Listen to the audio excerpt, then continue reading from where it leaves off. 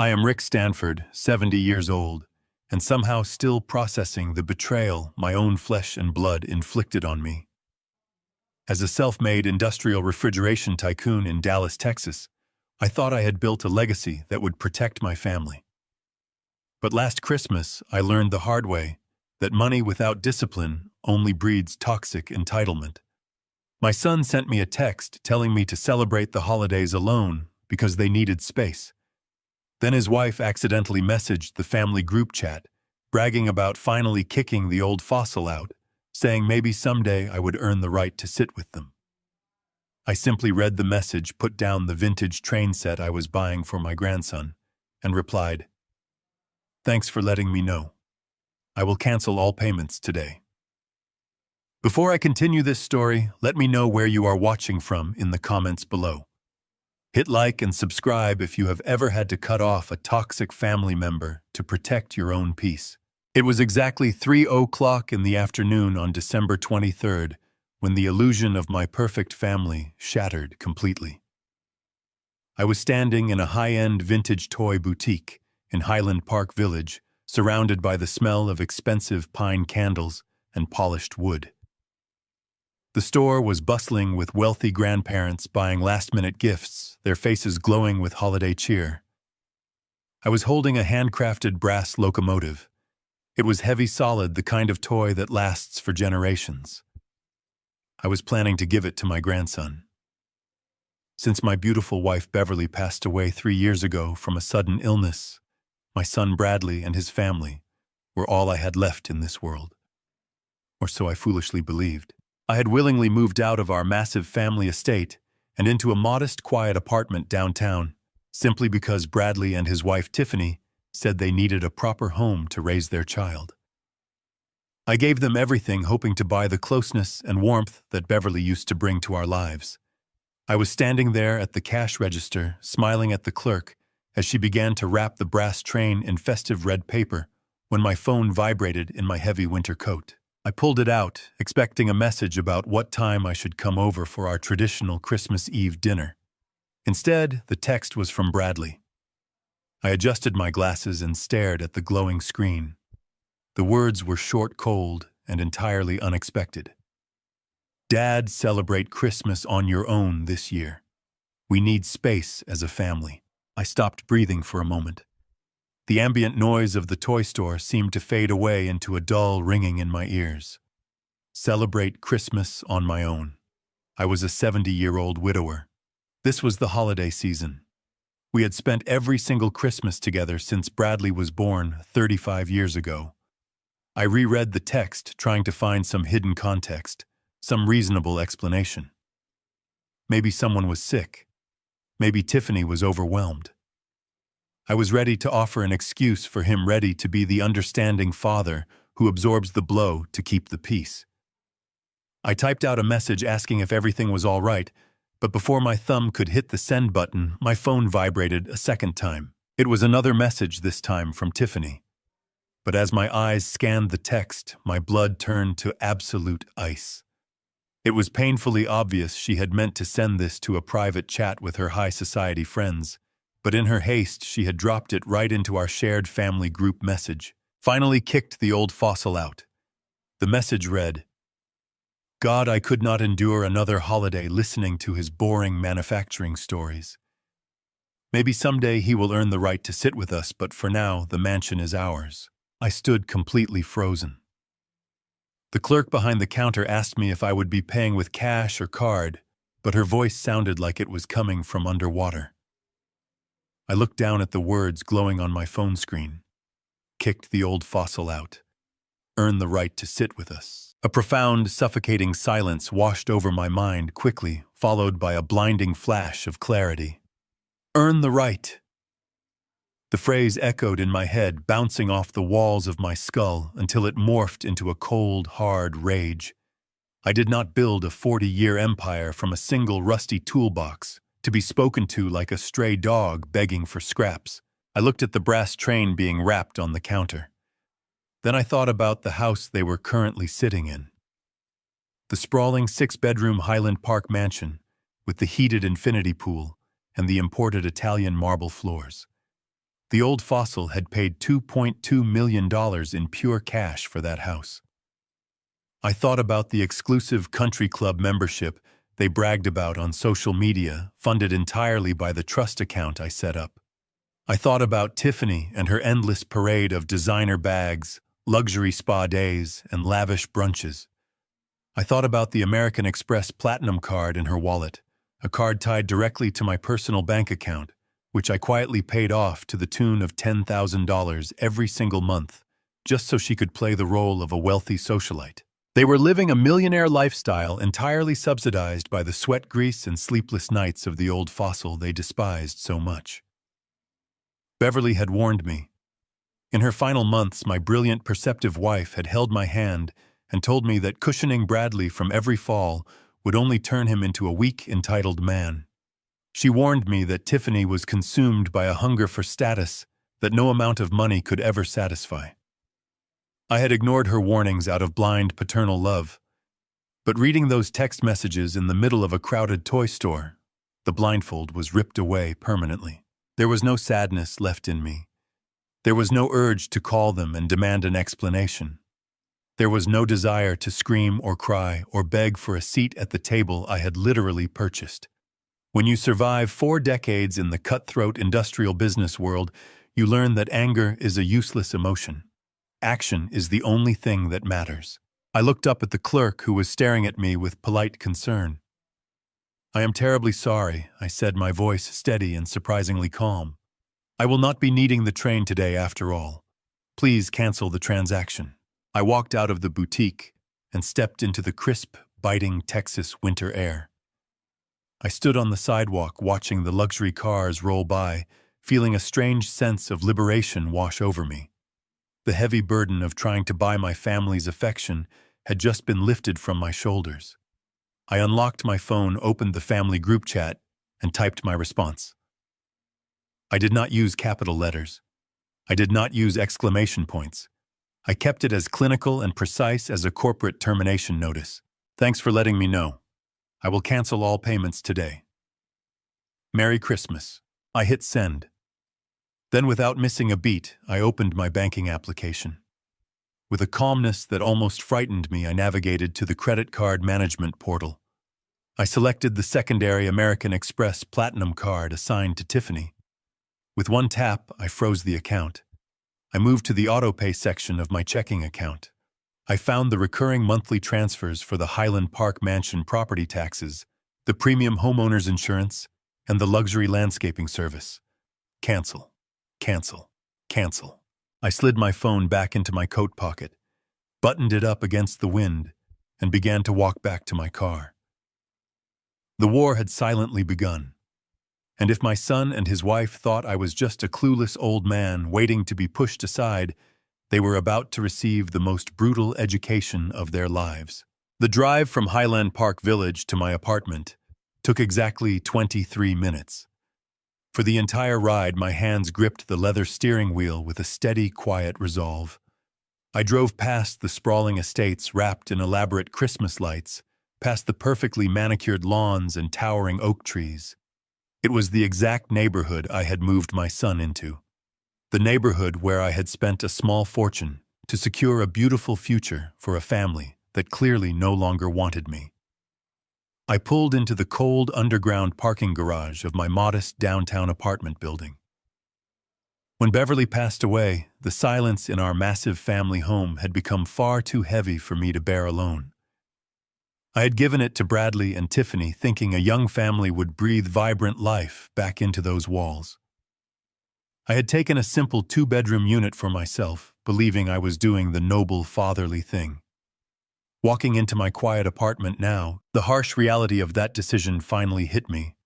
I had sacrificed my twilight years to build them a kingdom, and they had locked me out of the castle. I took off my heavy winter coat, draped it over the back of a chair, and walked straight to my desk. I did not bother turning on the overhead lights. The cool glow of the afternoon sun filtering through the blinds was enough.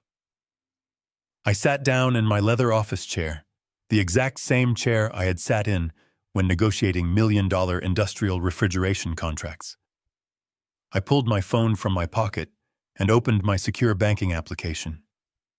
My heart rate was perfectly normal. There was no hesitation whatsoever. First, I navigated to the credit card portal. The American Express Platinum account stared back at me. I clicked on the Authorized Users tab. Tiffany Stanford. Her name sat there attached to a card that had accumulated over $9,000 in charges this month alone. Designer shoes, organic groceries, high-end spa treatments, and thousands of dollars at a luxury boutique hotel just last weekend. I tapped the screen. A prompt asked if I was absolutely sure I wanted to freeze this card. I tapped yes. The card was instantly dead. Next, I moved to the Automated Payments tab. Every single month, thousands of dollars flowed out of my account to cover the running costs of the Highland Park mansion. They called it their house, but my name was still entirely on the deed. I scrolled down to the property tax escrow payment. It was a massive monthly drain that allowed them to live completely debt-free. I hit cancel. Then came the premium homeowner's insurance policy. Cancel. I found the monthly retainer for the luxury landscaping service, the people who kept Tiffany's exotic rose bushes perfectly trimmed, and the expansive lawn looking like a professional golf course.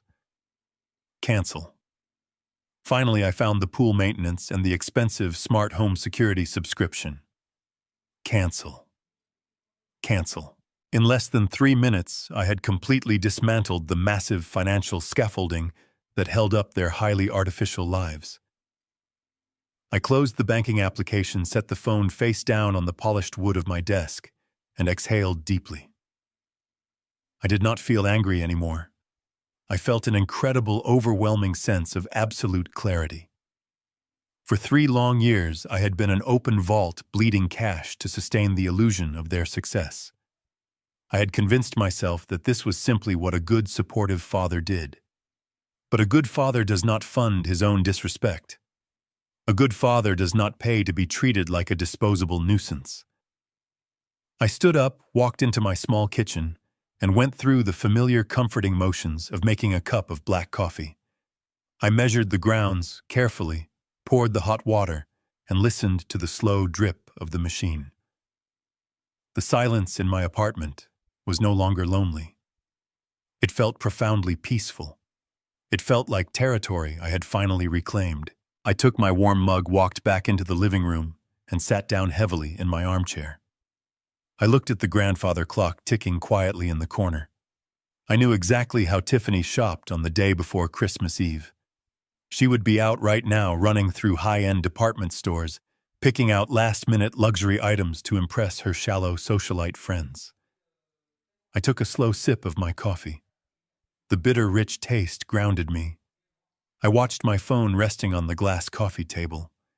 Exactly 55 minutes after I had frozen the accounts, the screen lit up brilliantly. It was a call from Tiffany. I did not reach for it. I simply watched it ring until it went to voicemail. 10 seconds later, it rang again. Then came a frantic text message. Then another desperate call. Then a call from Bradley. Then 3 more texts in rapid succession. I sat there in the fading afternoon light, sipping my coffee as my phone vibrated furiously against the wood. 55 missed calls in the span of 15 minutes. The digital panic was entirely palpable. I could almost picture the exact moment the cashier handed the heavy metal card back to Tiffany, with an apologetic smile telling her the transaction had been declined. I could vividly imagine her embarrassed laugh, the frantic searching through her designer purse for another card that she simply did not have. On the 56th try, I finally reached out and picked up the phone. I pressed the green button and raised the device to my ear. I did not say hello. I just listened to the chaos. "Dad." "What is going on?" Bradley's voice blasted through the tiny speaker. He was practically shouting. The background noise was unmistakable. He was in a crowded, high-end retail environment. I could hear the faint sound of classical Christmas music and the polite, hushed murmurs of wealthy shoppers. Tiffany's card just declined at Neiman Marcus, in front of half the country club board. Her card declined. Dad, it says the account is frozen. Did you forget to pay the bill? Call the bank right now and fix this? She is literally crying in the dressing room. I took another slow sip of my coffee, savoring the absolute desperation in my son's voice. He was not worried about my health. He did not ask if I had made it home safely. His only concern was the sudden interruption of his free money and the public humiliation of his materialistic wife. "Dad, are you there?" Bradley demanded, his tone shifting from panic to entitled righteous anger. "Tell me you are fixing this right now. We have $5,000 worth of gifts sitting at the register. The manager is looking at us like we are criminals. Do you have any idea how embarrassing this is?" I let the silence stretch for a long, agonizing moment. I wanted him to hear the absolute quiet on my end of the line. When I finally spoke, my voice was low and steady. "I am perfectly aware of how embarrassing it is." I hung up. The war had silently begun. The rest of the evening passed in absolute silence.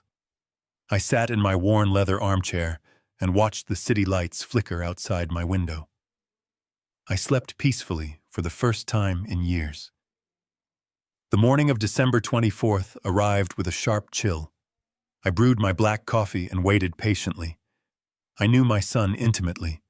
I knew he would never accept a financial defeat over a brief phone call. He needed to deploy his charm and his practiced vulnerability in person. It was his signature move whenever he needed my deep pockets to fix the damage he caused. At exactly 9 o'clock, a frantic knocking echoed through the quiet hallway. I set my coffee mug down on the kitchen counter and walked deliberately to the front door. When I pulled it open, Bradley was standing on the welcome mat. He looked completely disheveled, a stark contrast to his usual polished appearance. His hair was uncombed, his shoulders were slumped forward, and he had dark circles under his eyes. It was a masterful performance of a man carrying the weight of the world on his shoulders. "Dad," he exhaled, his voice trembling with manufactured relief. "Thank God you are home. Can I come in?" I stepped aside slowly, allowing him to enter my living space. He walked in, rubbing his face with his hands, playing the part of the exhausted, misunderstood victim flawlessly. I closed the door and turned to face him, keeping my expression entirely neutral. "Dad, I am so incredibly sorry about yesterday." He began pacing the short length of my living room. That text message, the one Tiffany sent by mistake. It was completely taken out of context. It was a terrible, stupid error in judgment. Taken out of context, I asked calmly, folding my arms across my chest. "Please enlighten me. How exactly does one take the phrase 'finally kicked the old fossil' out of context?" He flinched visibly at my directness, but quickly recovered his footing. "You have to understand, Dad, Tiffany is not well right now. She has been dealing with severe depression and crippling anxiety over the past few months. She is barely holding her life together. The pressure of the holidays is making everything exponentially worse for her mental state. She did not mean you were a fossil. She was just venting to her private therapy group about feeling completely overwhelmed by family obligations. She is terribly fragile, Dad. She desperately needs a quiet, stress-free Christmas with just the three of us to protect her sanity. That is why I sent that message about needing space. We simply did not want to burden you with her emotional breakdown." I listened to his words, marveling at the sheer audacity of the lie.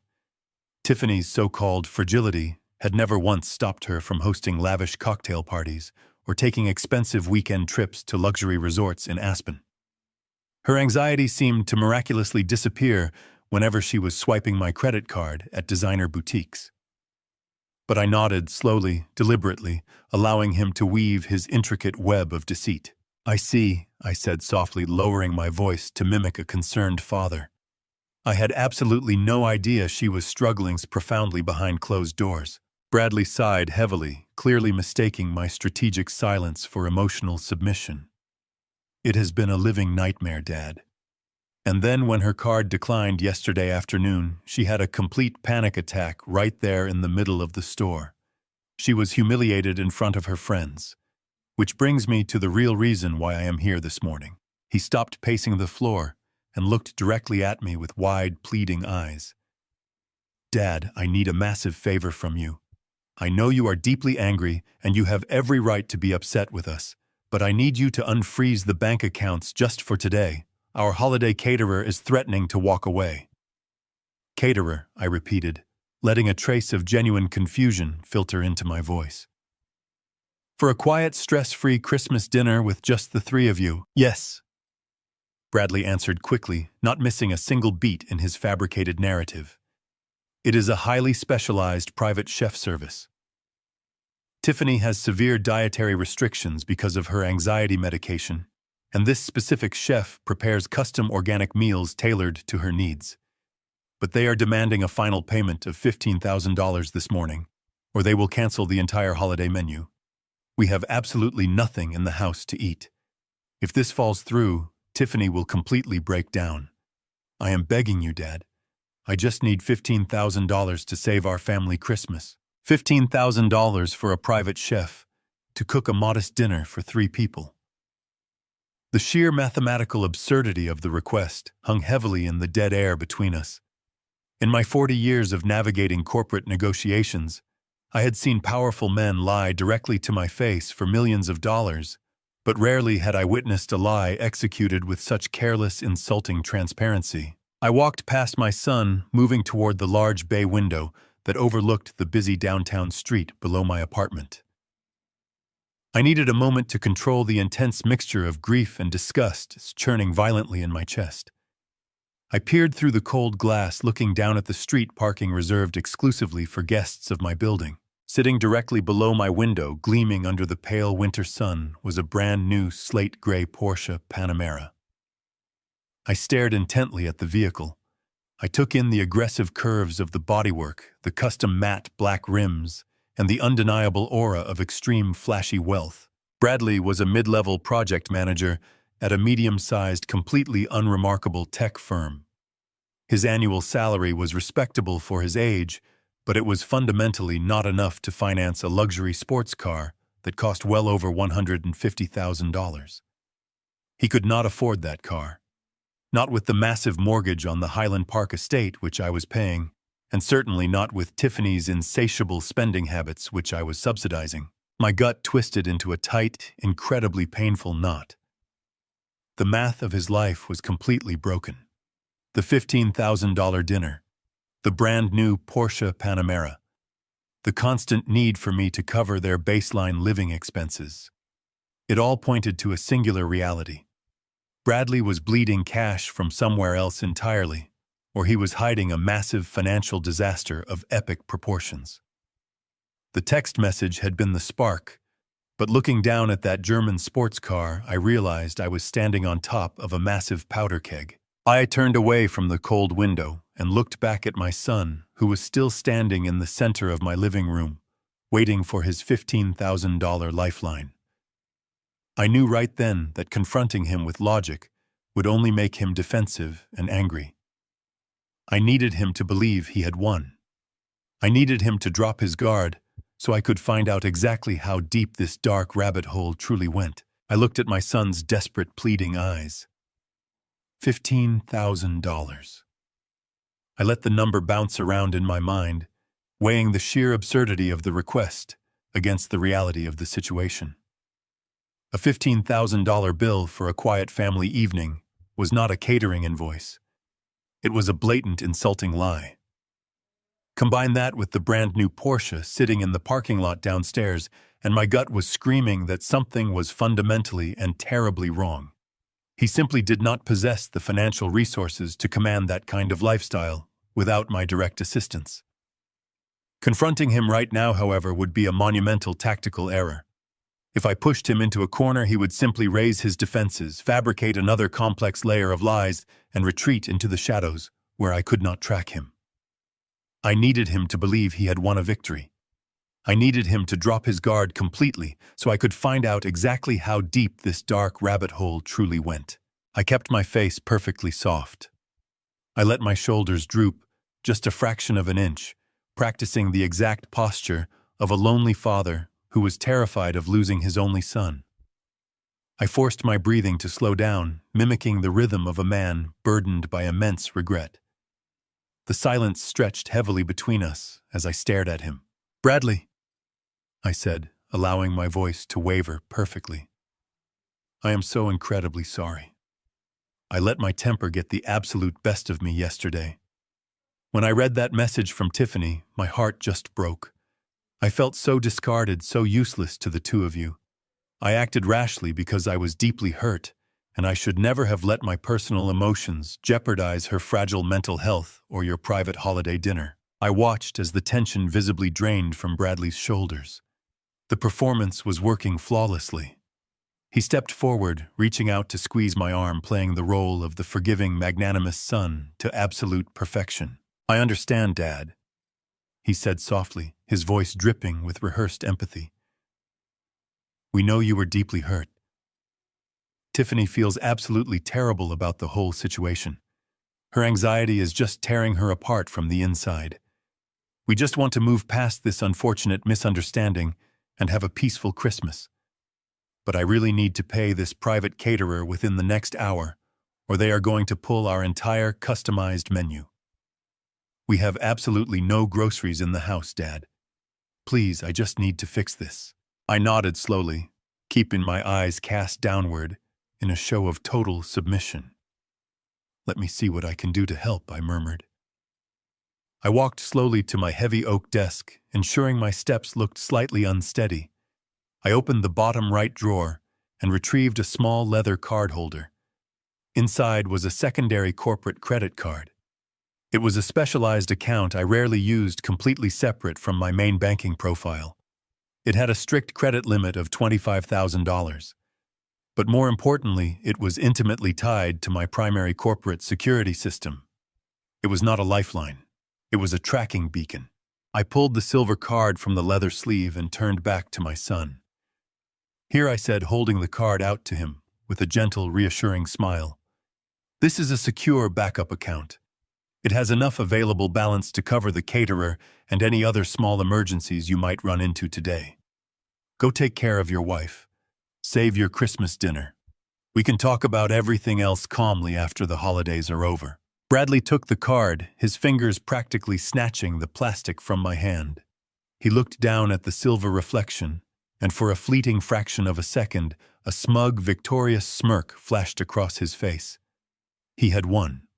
He had successfully manipulated the clueless old fossil into opening the vault once again. He was completely unaware that he had just swallowed a hook covered in poison. "Thank you, Dad," he said, slipping the card carefully into his designer jacket pocket. "You have no idea how much this means to us. You really saved the day. I will call you tomorrow to wish you a Merry Christmas.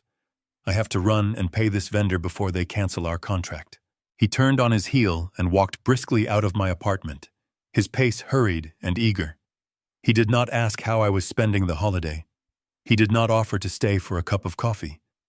He simply took the money and abandoned the old fossil exactly as he had planned to do all along. The heavy wooden door clicked shut, the metallic sound of the latch echoing loudly in the quiet hallway. I stood perfectly still in the center of my living room, listening to his rapid footsteps fade down the corridor. I listened intently until I heard the faint chime of the elevator arriving and the mechanical hum of the doors closing behind him. The moment I was absolutely certain I was alone, the sad, stooped posture of the guilty father vanished. I straightened my spine. I rolled my shoulders back, feeling the familiar sharp clarity of absolute focus wash over my body. The emotional father who had coddled his son for 3 decades died right there on the living room rug. The man standing in the apartment now was Richard Stanford, the ruthless, calculating chief executive officer. My blood ran cold with total efficiency. I walked back to my desk and picked up my phone. I no longer saw Bradley as a son who had lost his way. I saw him as a hostile corporate entity attempting a takeover of my personal life and my assets. They wanted to play games with my money. They wanted to treat me like a bank that could be swindled with a few fake tears and a hollow apology. But they had profoundly underestimated the sheer strategic capability of the man who had funded their existence.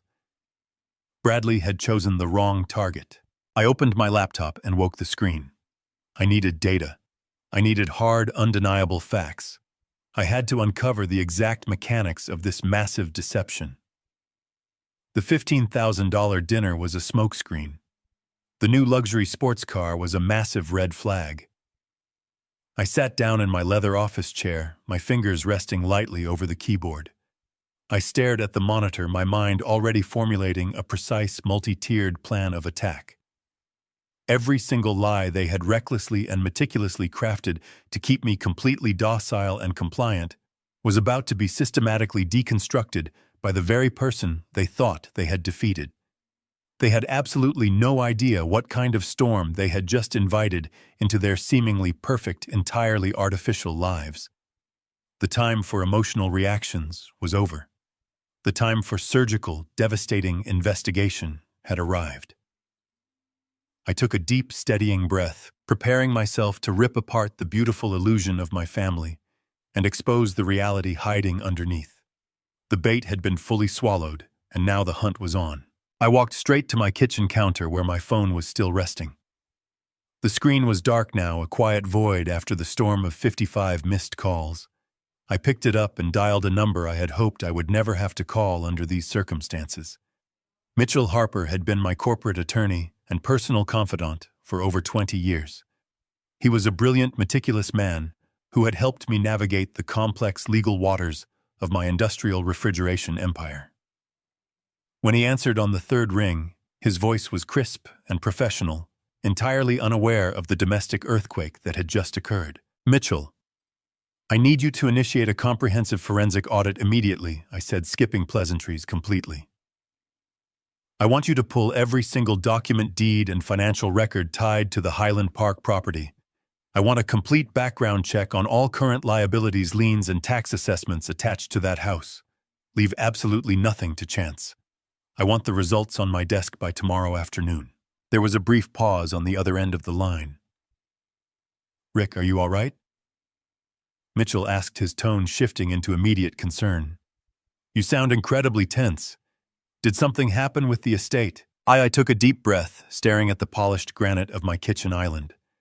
"Bradley and Tiffany have decided that I am no longer a required part of this family," I explained, keeping my voice devoid of any emotional tremor.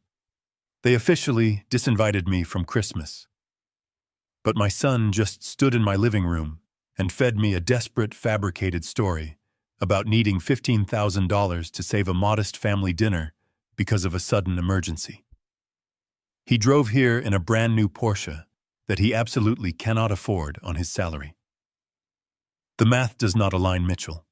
Something is deeply wrong, and I need to know exactly what kind of financial exposure I am dealing with before I make my next move." "I understand completely," Mitchell replied, his voice shifting into absolute tactical mode.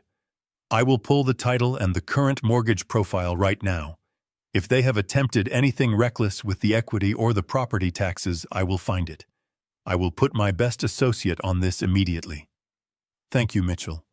I will await your call," I said, and ended the connection. I placed the phone down and walked slowly back to my desk. The physical evidence of my son's deception was out there, buried in bank statements and legal documents, but I needed a more immediate confirmation. I needed to see exactly what was happening at that house right this very second. I opened my desk drawer and pulled out my tablet. When I purchased the Highland Park mansion for them 3 years ago, Tiffany had insisted on installing a state-of-the-art, comprehensive smart home security system. She claimed she needed it to feel safe in such a massive, sprawling estate.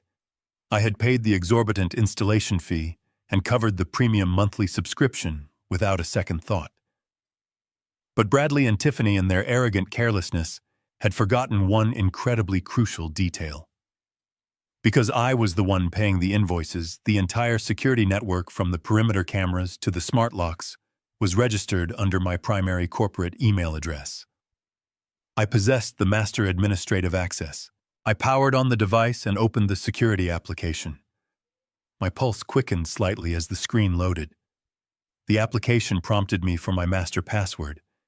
I typed it in smoothly, hit enter, and waited for the encrypted connection to establish itself. A grid of high-definition video feeds suddenly populated the screen, displaying real-time footage of my $2.2 million property. What I saw on that glowing screen completely shattered the pathetic fabricated lie my son had just spun in my living room. The $15,000 was not for a quiet, stress-free family dinner to accommodate Tiffany's fictional anxiety. The expansive circular driveway of the Highland Park mansion was absolute chaos. 3 massive commercial box trucks were parked on the imported cobblestone, their rear doors wide open.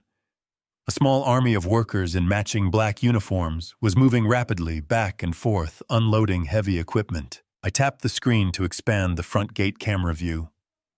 2 men were carefully maneuvering a pair of enormous 6-foot-tall ice sculptures down the ramp of a refrigerated truck. The sculptures were intricately carved into the shapes of soaring eagles gleaming under the bright winter sun. Another crew was rapidly rolling out a plush, luxurious red carpet, stretching it from the wrought iron front gates all the way up to the grand mahogany double doors. This was not a modest gathering for 3 people. This was a massive, highly coordinated, elite social event. I switched the video feed to the sprawling backyard and the heated infinity pool area. The sheer scale of the operation taking place on my property was staggering. Massive white event tents had been erected across the perfectly manicured lawn.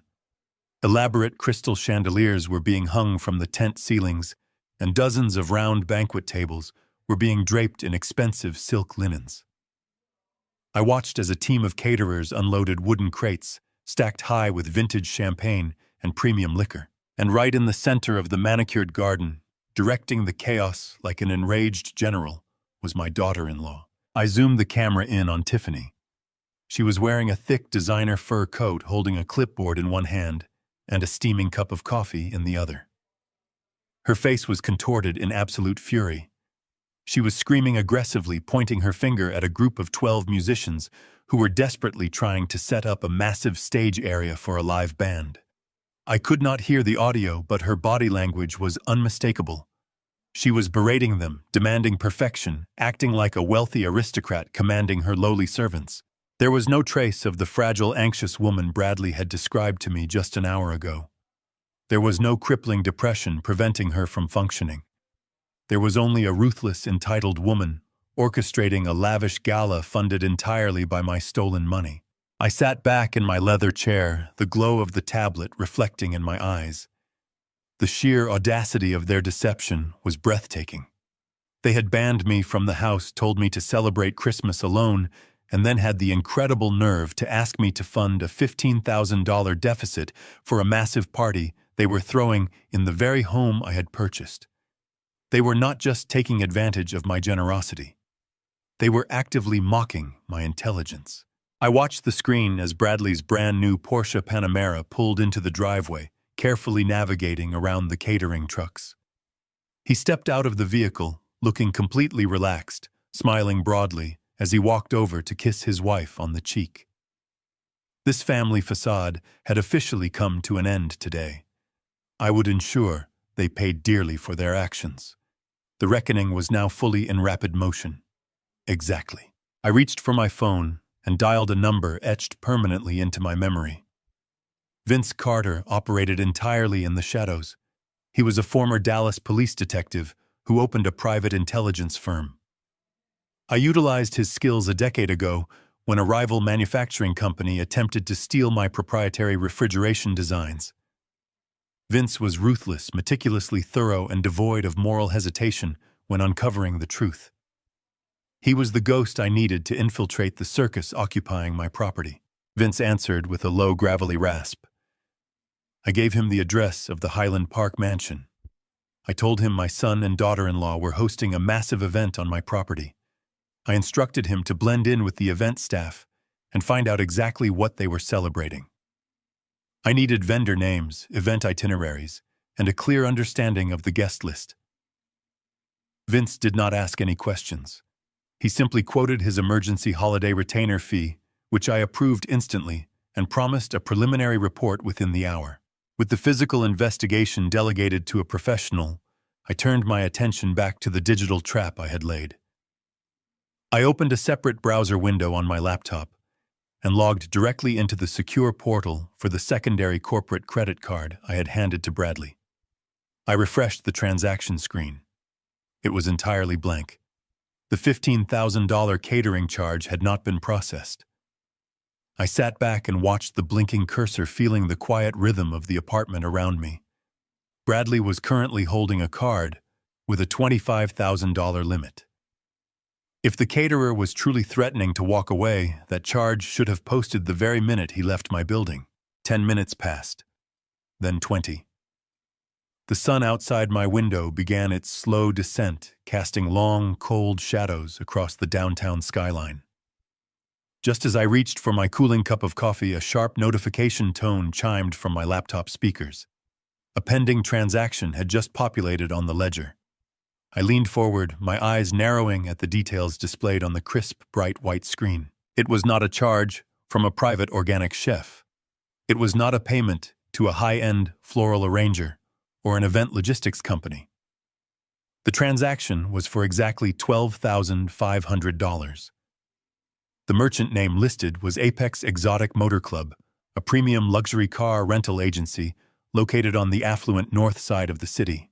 My breathing slowed as I processed the magnitude of the fabrication. Bradley had stood in my living room, looked me directly in the eyes, and fabricated a story about his wife having a severe mental breakdown over a holiday meal. He had weaponized my paternal concern to secure funding, not to feed his family, but to rent a supercar. I opened a new tab and quickly searched the inventory of the rental agency. $12,500 was the exact daily rate, including the exorbitant security deposit for a current-year Ferrari F8 Tributo. He was renting a Ferrari to park in the expansive circular driveway of the mansion I owned. The puzzle pieces began to slam together with sickening clarity. The massive event tents, the red carpet, the 12-piece live band, the ice sculptures, and now an expensive exotic Italian sports car functioning as a magnificent lawn ornament. This was not merely a party. They were actively constructing a highly sophisticated, incredibly expensive stage set. They were manufacturing a profound illusion of fake generational wealth. But why you do not rent a Ferrari and hire a professional event staff just to impress a few wealthy local socialites? You build a stage set like this when you are selling something massive. You create this specific kind of dazzling optical illusion when you need people to believe you possess unlimited resources. They were putting on a show for a very specific, highly targeted audience. My phone vibrated against the desk, snapping me out of my intense calculation. It was a secure text message from Vince Carter. He had already arrived at the Highland Park estate. The message contained 3 high-resolution photographs taken from a concealed vantage point near the service entrance. I clicked on the first image. It showed a fleet of pristine, expensive black luxury sport utility vehicles lining the street, drivers standing sharply in dark suits, waiting for their elite passengers to arrive. The second photograph zoomed in on a stack of premium gold embossed invitation envelopes resting on a temporary valet podium. The elegant calligraphy was visible, but the exact wording was slightly blurred. Vince had added a brief caption beneath the image. He wrote that the security perimeter was incredibly tight. They had hired off-duty police officers to manage the guest list at the main front gates. Nobody was getting inside without presenting a verified physical invitation. The third image sent a genuine shockwave through my system. It was a candid shot of Tiffany standing near the extravagant ice sculptures. She was no longer wearing the heavy designer fur coat. She was dressed in a stunning floor-length evening gown that sparkled with intricate beadwork. But that was not what caught my attention. Standing directly beside her, holding a crystal glass of champagne, was a prominent Dallas city councilman. Behind him, engaged in deep conversation with Bradley, was the chief executive of a major regional commercial bank. These were not casual acquaintances or neighborhood friends. These were heavy hitters. These individuals controlled massive amounts of municipal power and immense streams of institutional capital. My son, an average tech manager, and my daughter-in-law, an unemployed social climber, were hosting the most powerful financial players in the city. A deep, visceral sense of dread began to pool in my stomach. The credit card deception suddenly felt like a minor footnote compared to the staggering scale of this operation.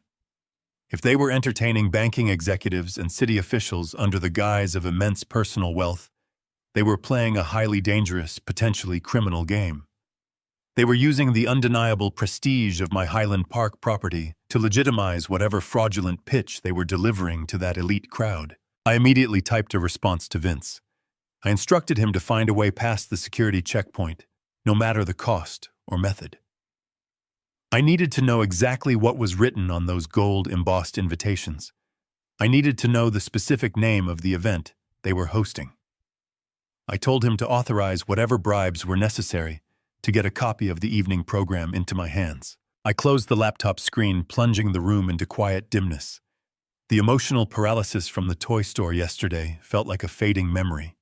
It was replaced by calculating fury. My son was not just a spoiled child throwing a tantrum. He was actively running a sophisticated con on my property, using my money to fund the illusion. I leaned back, staring into the shadows. The arrogance of his strategy was almost impressive, but he made the fatal mistake of leaving the architect of his fake empire completely alive and fully aware. The silence in my office was broken by the sharp, demanding ring of my cellular phone. It was exactly 2 hours and 14 minutes since I had tasked Mitchell Harper with tearing into my financial records. I picked up the device, my eyes still fixed on the glowing surveillance feed of my mansion, where the red carpet was now fully rolled out and the jazz band was warming up. I swiped the screen to accept the call and pressed the phone against my ear. Mitchell did not offer a standard greeting. I could hear the rhythmic clicking of his keyboard in the background, a sound that always indicated he was deeply submerged in a complex legal labyrinth. "Rick," began his voice unusually tight. "I have the preliminary results you requested regarding the Highland Park estate." I listened closely, preparing myself for a massive second mortgage or a hidden lien. However, what Mitchell said next was entirely unexpected. "The property is completely clean," he stated. "The deed is fully intact. There are absolutely no secondary loans taken out against the equity, and the property taxes are paid in full through the end of the year. Your son and daughter-in-law have not touched the structural financing of the house." I frowned, processing this information carefully. It did not align with the sheer scale of the deception I was currently watching unfold on my tablet. A clean house deed was a relief, but it did not explain the rented Ferrari or the presence of powerful municipal figures sipping vintage champagne on my patio. I told Mitchell about the live security footage. I described the catering trucks, the massive ice sculptures, and the specific individuals I had identified mingling in the garden. I explained that Bradley had just walked away with a corporate credit card after feeding me a pathetic story about a modest dinner.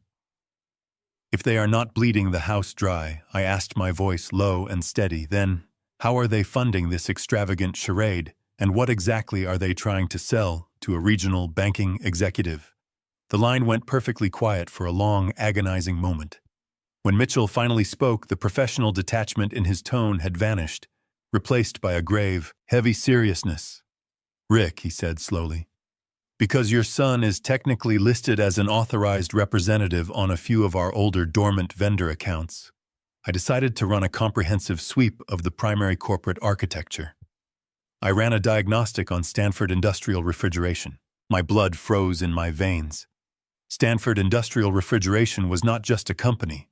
It was my entire life. It was 40 years of relentless travel, sleepless nights, and incredibly brutal negotiations.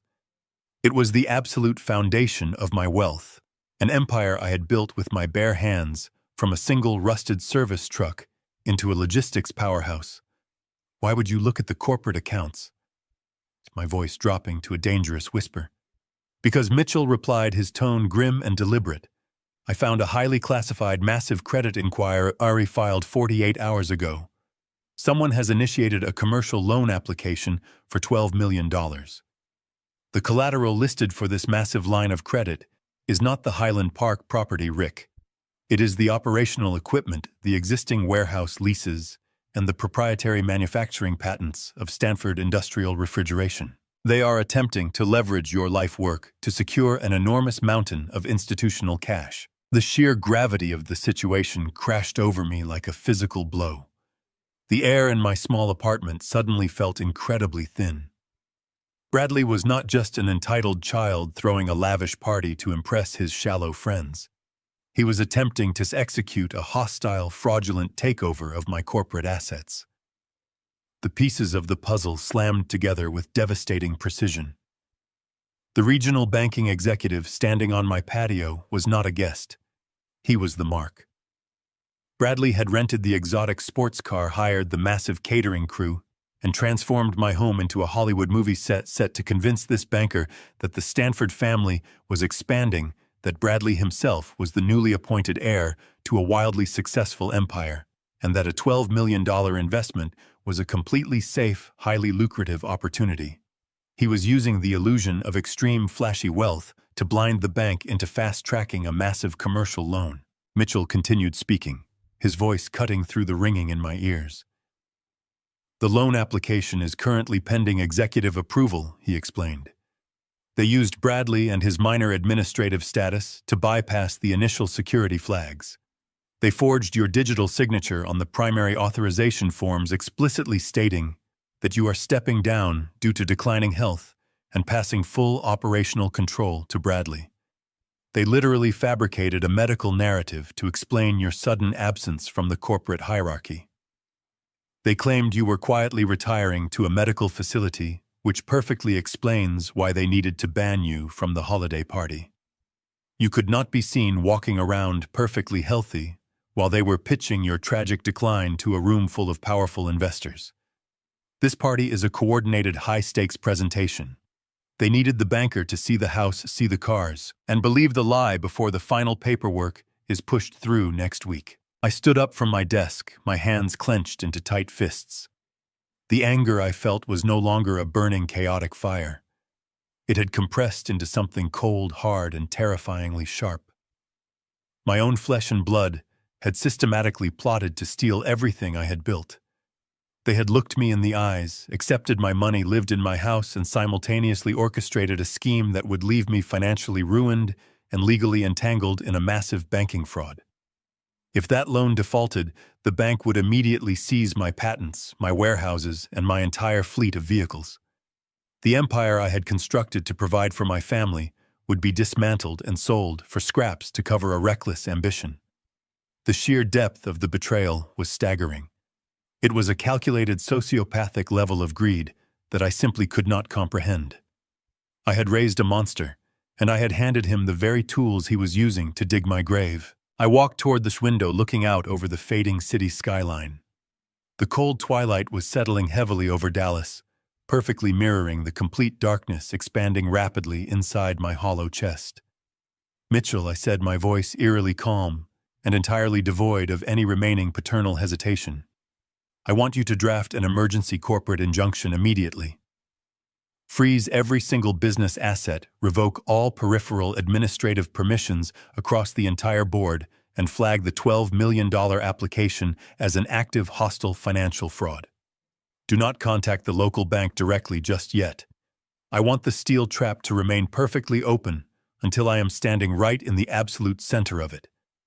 Bradley wants to play the wealthy, powerful corporate executive for his highly distinguished luxury guests tonight. My son is about to learn exactly what real unforgiving power looks like. We will crush him." Vince Carter was a man of exceptional resourcefulness and profound, unyielding dedication. Less than 20 minutes after my initial command, my cellular phone vibrated across the dark wood of my desk. A new encrypted email had arrived. I opened the message immediately. There was no text in the email, only a series of high-resolution attachments. I clicked the first image file, expanding it across my wide screen. Vince had intercepted a delivery driver at the service gate. The photograph displayed the inside of a cardboard shipping box packed with thick, glossy pamphlets bound by gold ribbons. The second image was a crisp macro shot of the pamphlet cover. The heavy cardstock was embossed with a sleek crest and an imposing title. It read, "The Stanford Horizon Real Estate Investment Fund."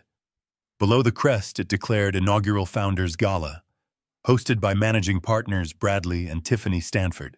The reality of their scheme crystallized before my eyes. The third image showed the interior pages of the brochure. It was a masterpiece of corporate fiction.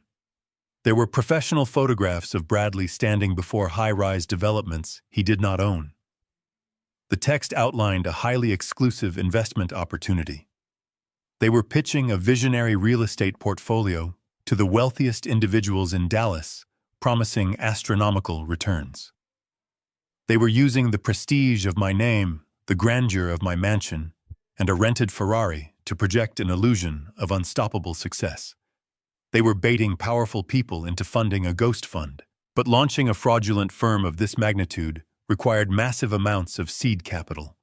You cannot rent supercars and hire elite event staff with empty pockets. I knew Bradley's finances intimately. He simply did not have the liquid cash. The secondary credit card I had given him was a drop in the ocean compared to what they were burning. As my mind raced through the terrifying financial implications, the ring of my phone shattered the quiet focus of my office. It was Mitchell Harper. I answered the call immediately, demanding answers. "They are not just throwing a party," I said sharply. "They are launching a fake real estate investment fund.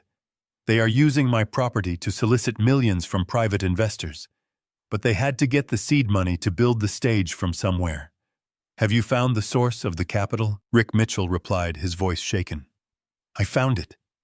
And it is a catastrophic nightmare." When I dug past the initial $12 million inquiry, I found a secondary file buried deep within the corporate registry. It is not pending. It is already fully executed and actively draining your primary accounts. I gripped the edge of my desk. "What exactly did they do, Mitchell? Tell me everything." "They did not just apply for credit, Rick. Bradley used his limited access to bypass security gates, but to move capital, he needed executive authorization. He provided it. I am looking at a scanned power of attorney document. It explicitly grants Bradley unrestricted legal authority to leverage the assets of Stanford Industrial Refrigeration.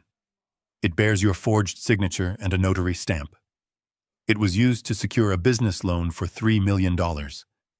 That money was deposited into a holding account. They are using $3 million of your corporate money to play venture capitalists." The words slammed into my chest. A forged power of attorney. My son had circumvented the law, fabricated documents, and stolen $3 million from the lifeblood of my 40-year-old company. He had mortgaged the sweat and sacrifice of my entire existence to finance a fraudulent vanity project for himself and his shallow wife. "If this real estate fund collapses," Mitchell continued, the panic evident in his tone, "and they default on that massive loan, the bank will immediately seize the collateral. They will take the warehouses. They will liquidate the manufacturing equipment. They will take your patents. Rick, they have placed you directly on a financial cliff. If they go down, they are taking your entire corporate empire. You will be bankrupt. Your legacy will be entirely erased." I closed my eyes, letting the severity of the situation wash over me. For a brief moment, the image of my late wife, Beverly, flashed across my mind. I remembered the early days of our marriage, sitting at the kitchen table counting pennies and sacrificing every single luxury so I could buy my very first refrigeration truck. We had built this empire together, brick by painstaking brick, to ensure our family would never know the bitter taste of poverty. And now the boy she had brought into this world was actively using our life work as kindling to burn his own twisted path to social glory. He was not just stealing my money. He was desecrating her memory. I opened my eyes, and the lingering traces of paternal sorrow were completely gone. I was no longer a father dealing with a wayward son. I was a chief executive officer responding to an existential threat. The situation had escalated from a painful family betrayal into a profound criminal conspiracy that threatened to obliterate my entire life. "Mitchell," I said, my voice dropping to a low, lethal register. "Listen to me very carefully. Do not freeze the accounts. Do not file the injunction. Do not alert the bank, the authorities, or anyone else about the forged power of attorney. Do absolutely nothing to disturb the waters." There was a moment of stunned silence on the other end of the line. "Rick, that is corporate suicide."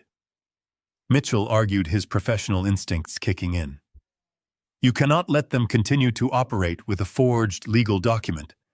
If we do not shut this down immediately, your personal liability will be astronomical." "I will not shut it down from a safe distance," I replied, staring blankly at the dark wall of my office. "I want them to feel the absolute maximum impact of their arrogance. They have meticulously built an elaborate, incredibly expensive stage set. They have invited the most powerful people in the city to witness their ascension. I am going to let them put on their show. I am going to let them stand under the bright lights, raise their glasses of vintage champagne, and deliver their fraudulent pitch to the very people they are trying to impress." I paused, letting the heavy, cold reality of my plan settle into the atmosphere. "And then, when they are at the absolute peak of their imaginary triumph, when they think they have finally conquered the world using my stolen wealth, I am going to walk through the front doors of my own house. I am going to step onto their perfectly manicured stage, and I am going to burn their fake empire to the ground in front of every single person they are trying to deceive. I want the legal documents drafted and ready for my signature by tomorrow morning, Mitchell. Prepare every single transfer of ownership, every single eviction notice, and every single criminal complaint. Prepare the final execution order for the complete liquidation of their lives. I am personally going to attend the inaugural Founders Gala tomorrow evening." I ended the call with Mitchell and let the heavy silence of the apartment wash over me. The entire night stretched out before me, but sleep was an absolute impossibility. I sat in the darkness of my office watching the city of Dallas slowly wake up as the pale light of dawn began to creep across the horizon.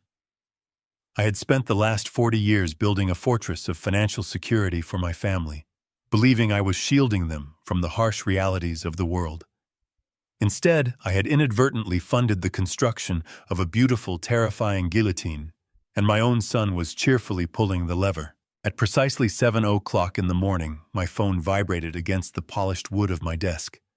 It was another secure, encrypted message from Vince Carter. He had not slept either. The message contained a single large digital file attachment. The brief text below it simply read, "I intercepted a courier delivering the final presentation materials to the service entrance. This is the official investor packet they will be distributing to the guests tonight. You need to read this immediately." I downloaded the file and opened it on my large desktop monitor. The screen instantly filled with a meticulously designed, highly professional corporate prospectus. The cover page was bound in deep navy blue embossed with elegant gold lettering that mirrored the invitations Vince had photographed the day prior. The title declared the venture as the Stanford Legacy Fund. Below it, the text proudly announced, "Building the future on a foundation of unmatched excellence." I scrolled past the title page, my eyes scanning the polished executive summaries and the aggressive, highly inflated financial projections. The document was a masterclass in corporate deception. It outlined a series of massive, high-density residential real estate developments across the fastest-growing sectors of Texas. It promised investors unprecedented returns, using the established 40-year track record of Stanford Industrial Refrigeration as the absolute guarantee of their operational competence. They were leveraging my unblemished reputation to sell a hollow dream. But the financial fabrications were nothing compared to what I found on page 4. I stopped scrolling. My hand froze over the computer mouse. I stared at the screen, reading the words over and over again, completely unable to process the profound level of sickness radiating from the digital text. The page was titled, "A Letter from the Managing Partner." It featured a professionally lit, somber photograph of Bradley standing in front of my primary manufacturing facility. Below the image was a personal message directed to the potential investors. I read the first paragraph, and the air was forcefully punched from my lungs. For 4 decades, my father, Richard Stanford, built an empire defined by uncompromising integrity, and visionary leadership. The text began, "It is with a heavy heart that I must share the difficult reality our family has been navigating privately over the past year. My father has tragically succumbed to early onset, rapidly progressing Alzheimer's disease. As his cognitive decline accelerated, it became necessary to transition him into a specialized full-time memory care facility where he can receive the constant medical attention he now requires. I felt a cold, paralyzing numbness spread from my chest down to my fingertips. I stared at the words, tracing the letters with my eyes. End-stage Alzheimer's disease. A memory care facility. Cognitive decline. The text continued dripping with manufactured, nauseating bravery. In the wake of this devastating personal tragedy, it has fallen upon my shoulders to take up the mantle. Before his memory completely faded, my father explicitly legally entrusted me with the reins of the Stanford legacy. He charged me with protecting our family assets and expanding our vision into the future. The Stanford Legacy Fund is the culmination of his final wishes. It is my solemn duty to honor his life work by building an investment portfolio that reflects his unparalleled standard of excellence. My stomach violently recoiled. The sheer sociopathic magnitude of the lie was beyond human comprehension. They had not merely asked me to leave my own house for a holiday party. They had not just stolen $3 million using a forged document. They had officially, publicly, and legally declared me mentally dead. The puzzle pieces locked together with a terrifying absolute finality. This was exactly why Mitchell had discovered that fraudulent power of attorney document. Bradley had not just forged my signature, he had undoubtedly fabricated a comprehensive suite of medical records to accompany it. He had presented those fake medical evaluations to the bank to justify why the powerful founder of Stanford Industrial Refrigeration was suddenly surrendering total control of his corporate assets. He had created a tragic, sympathetic narrative to manipulate the regional banking executives into fast-tracking a $12 million commercial loan. And it explained the most painful detail of all. It explained why they needed me out of the Highland Park mansion. They could not possibly host a lavish, high-stakes investor gala to launch their fraudulent fund while the supposedly brain-damaged, incapacitated patriarch of the family was walking around the living room in perfect health, offering his guests a glass of wine. I was an active threat to their narrative. My physical presence would instantly shatter the multi-million-dollar illusion they had constructed. So they orchestrated a petty, emotional fight. They used my deep paternal love to make me feel unwanted, driving me away so they could safely host my funeral and inherit my empire while I was still drawing breath. I leaned back in my chair, the glow of the monitor illuminating the profound darkness of my office. The betrayal was so deep, so fundamentally evil, that it bypassed standard anger entirely. It settled into a place of absolute crystalline clarity. They had stripped me of my humanity, reducing my entire existence to a tragic sob story designed to solicit venture capital from wealthy Dallas elites. Tiffany had likely cried real pathetic tears while explaining my fictional diagnosis to the city councilmen standing by the ice sculptures. They were parading my living corpse around to line their pockets. I looked at the digital clock in the corner of my screen. It was 8:15 in the morning. The inaugural Founders Gala was scheduled to begin at 7 o'clock this evening. I had roughly 11 hours to finalize the total destruction of their lives. I closed the fraudulent prospectus and opened a new secure communication channel to Mitchell Harper. My fingers flew across the keyboard with mechanical, unforgiving precision. I instructed Mitchell to contact his most aggressive, seasoned litigation partners. I wanted the forged medical records subpoenaed immediately. I ordered him to draft a comprehensive dossier of their criminal fraud, including the intercepted pitch deck, the illegal vehicle rentals, and the unauthorized corporate credit withdrawals. I told him to prepare for a scorched earth legal assault. We were not going to negotiate. We were going to obliterate them. Then I stood up and walked into my bedroom. I opened my closet and pulled out my finest custom-tailored Italian suit. It was a dark, formidable charcoal gray, the exact suit I wore when executing hostile chapawu. Corporate takeovers. I laid it carefully across the bed, matching it with a crisp white shirt and a solid black silk tie. I moved into the bathroom and stared at my reflection in the mirror. My eyes were sharp, bright, and utterly devoid of the sad, accommodating father who had handed over a credit card just 24 hours prior. Bradley and Tiffany had spent the last 3 years humiliating me behind closed doors, treating me like a disposable asset.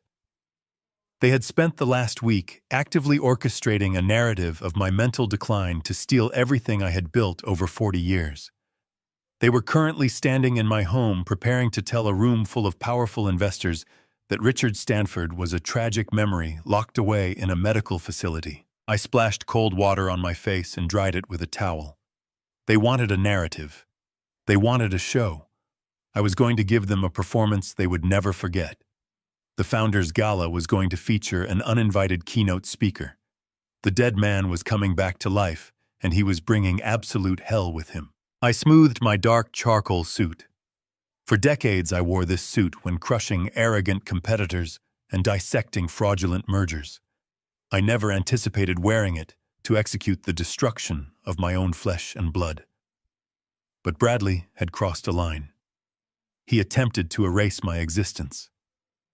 I grabbed my keys and walked out without a backward glance. The drive toward Highland Park was quiet. I steered toward a dimly lit municipal parking lot 2 miles from the estate, the designated rendezvous point. I spotted 3 vehicles parked in discreet formation. One was Mitchell Harper's silver sedan. The second was Vince Carter's black utility vehicle. The third was an unmarked police cruiser. I parked and stepped into the crisp winter air. Mitchell and Vince were standing between their vehicles, flanked by 2 solidly built men wearing dark tactical jackets. As I approached, Mitchell stepped forward. "Rick," he said, his voice professional. "These are Detectives Miller and Hayes from the Financial Crimes Unit. We briefed them on the situation, and they reviewed the preliminary digital files I sent earlier." I shook hands with both detectives. They looked at me like a vital asset in a criminal takedown. "Mr. Stanford." Detective Miller began, his tone serious. "Your attorney laid out a highly disturbing sequence of events. We investigate corporate embezzlement daily, but the brazen audacity of what your son is attempting tonight is frankly unprecedented. If the documents your team provided are accurate, we are looking at multiple felony counts of wire fraud, identity theft, and grand larceny. We need to verify the physical evidence before we move on the property. We cannot disrupt a gathering involving city officials without ironclad justification." "I understand completely," I replied. I walked to my trunk and popped it open. A portable light illuminated the interior, casting a harsh glow over a thick leather briefcase. I clicked the latches open and pulled out a stack of organized documents, placing them on the hood of Mitchell's sedan. "We are not going to rely on digital copies or verbal accusations, gentlemen," I stated clearly. "We will build an impenetrable wall of hard facts right here." I handed the first document to Detective Hayes. "This is the original notarized deed to the Highland Park property," I explained.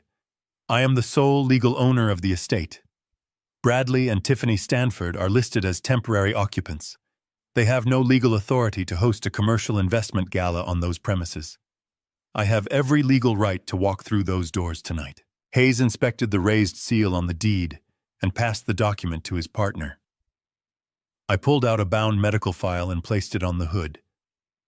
"This," I continued, "is a certified medical evaluation conducted by my primary care physician less than 3 weeks ago.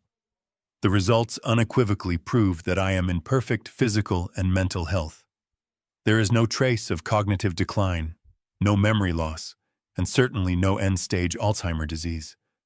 The narrative my son is pitching to those wealthy investors is a malicious fabrication designed exclusively to steal my identity and legitimize his fraudulent corporate takeover." Mitchell stepped forward, holding the most devastating piece of evidence. "And here is the smoking gun, officers," Mitchell said, sliding a sheet of paper across the hood. "This is the fraudulent power of attorney document. Bradley used this forgery to circumvent the executive security protocols at Stanford Industrial Refrigeration. He fabricated his father's signature to authorize a $3 million commercial loan withdrawal. He funneled those stolen funds into a holding account to bankroll the fake real estate investment firm he is launching tonight. He is soliciting millions of dollars from powerful regional bankers based entirely on stolen money and forged medical records. Detective Miller shined a flashlight over the forged signature. He compared it carefully to the authentic signature on my medical documents and the property deed. After a minute of intense scrutiny, Detective Miller clicked off his flashlight and looked directly into my eyes. "The evidence is absolutely definitive, Mr. Stanford," the detective said, his voice laced with professional grimness.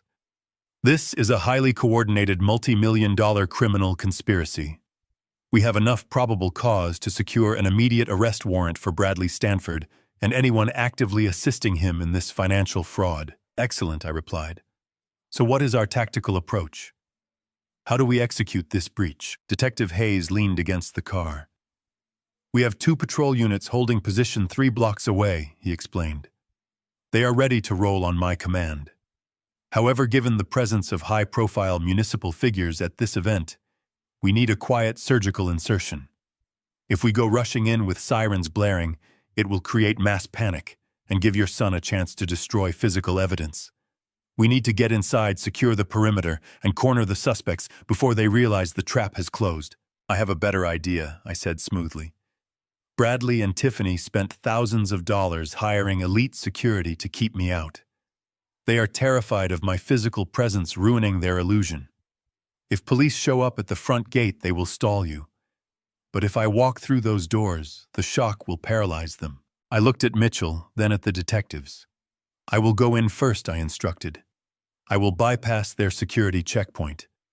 I will walk directly into the main ballroom and confront my son in front of every investor he is trying to swindle. I will force him to explain my miraculous recovery from end-stage memory loss.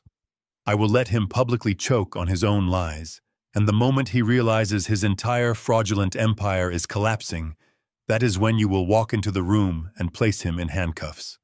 I want him completely ruined." Mitchell let out a slow breath. "Rick, that is incredibly dangerous.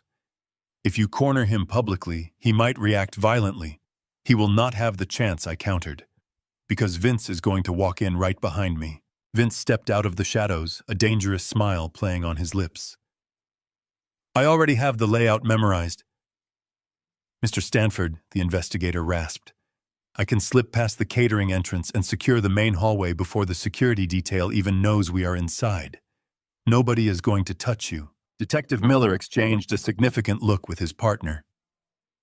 "We cannot officially endorse a civilian initiating a confrontation," he stated formally. "However, since you are the legal owner of the property, we cannot stop you from entering your own home. We will give you exactly 5 minutes inside. After 5 minutes, we are breaching the doors and securing the premises. If things escalate before then, we will move in immediately. Do we have a clear understanding, Mr. Stanford?" "We have a perfect understanding, Detective," I replied. I closed the thick leather briefcase, the sharp snap of the brass latches echoing loudly. The execution squad was assembled. The trap was perfectly set. I was about to dismantle the life of the boy I had raised. There was only necessary brutal justice. I opened my door and looked back at the team. "Let us crash a party." I settled into the heavy leather passenger seat of Mitchell's luxury sedan. The thick door closed with a solid, satisfying thud, instantly cutting off the sharp winter wind and the chaotic ambient noise of the surrounding city. Detective Miller and Detective Hayes pulled out of the municipal parking lot, first in their unmarked cruiser, their headlights sweeping in a wide arc across the dark pavement. Vince Carter followed closely behind them in his completely blacked-out utility vehicle, moving like a phantom in the descending night.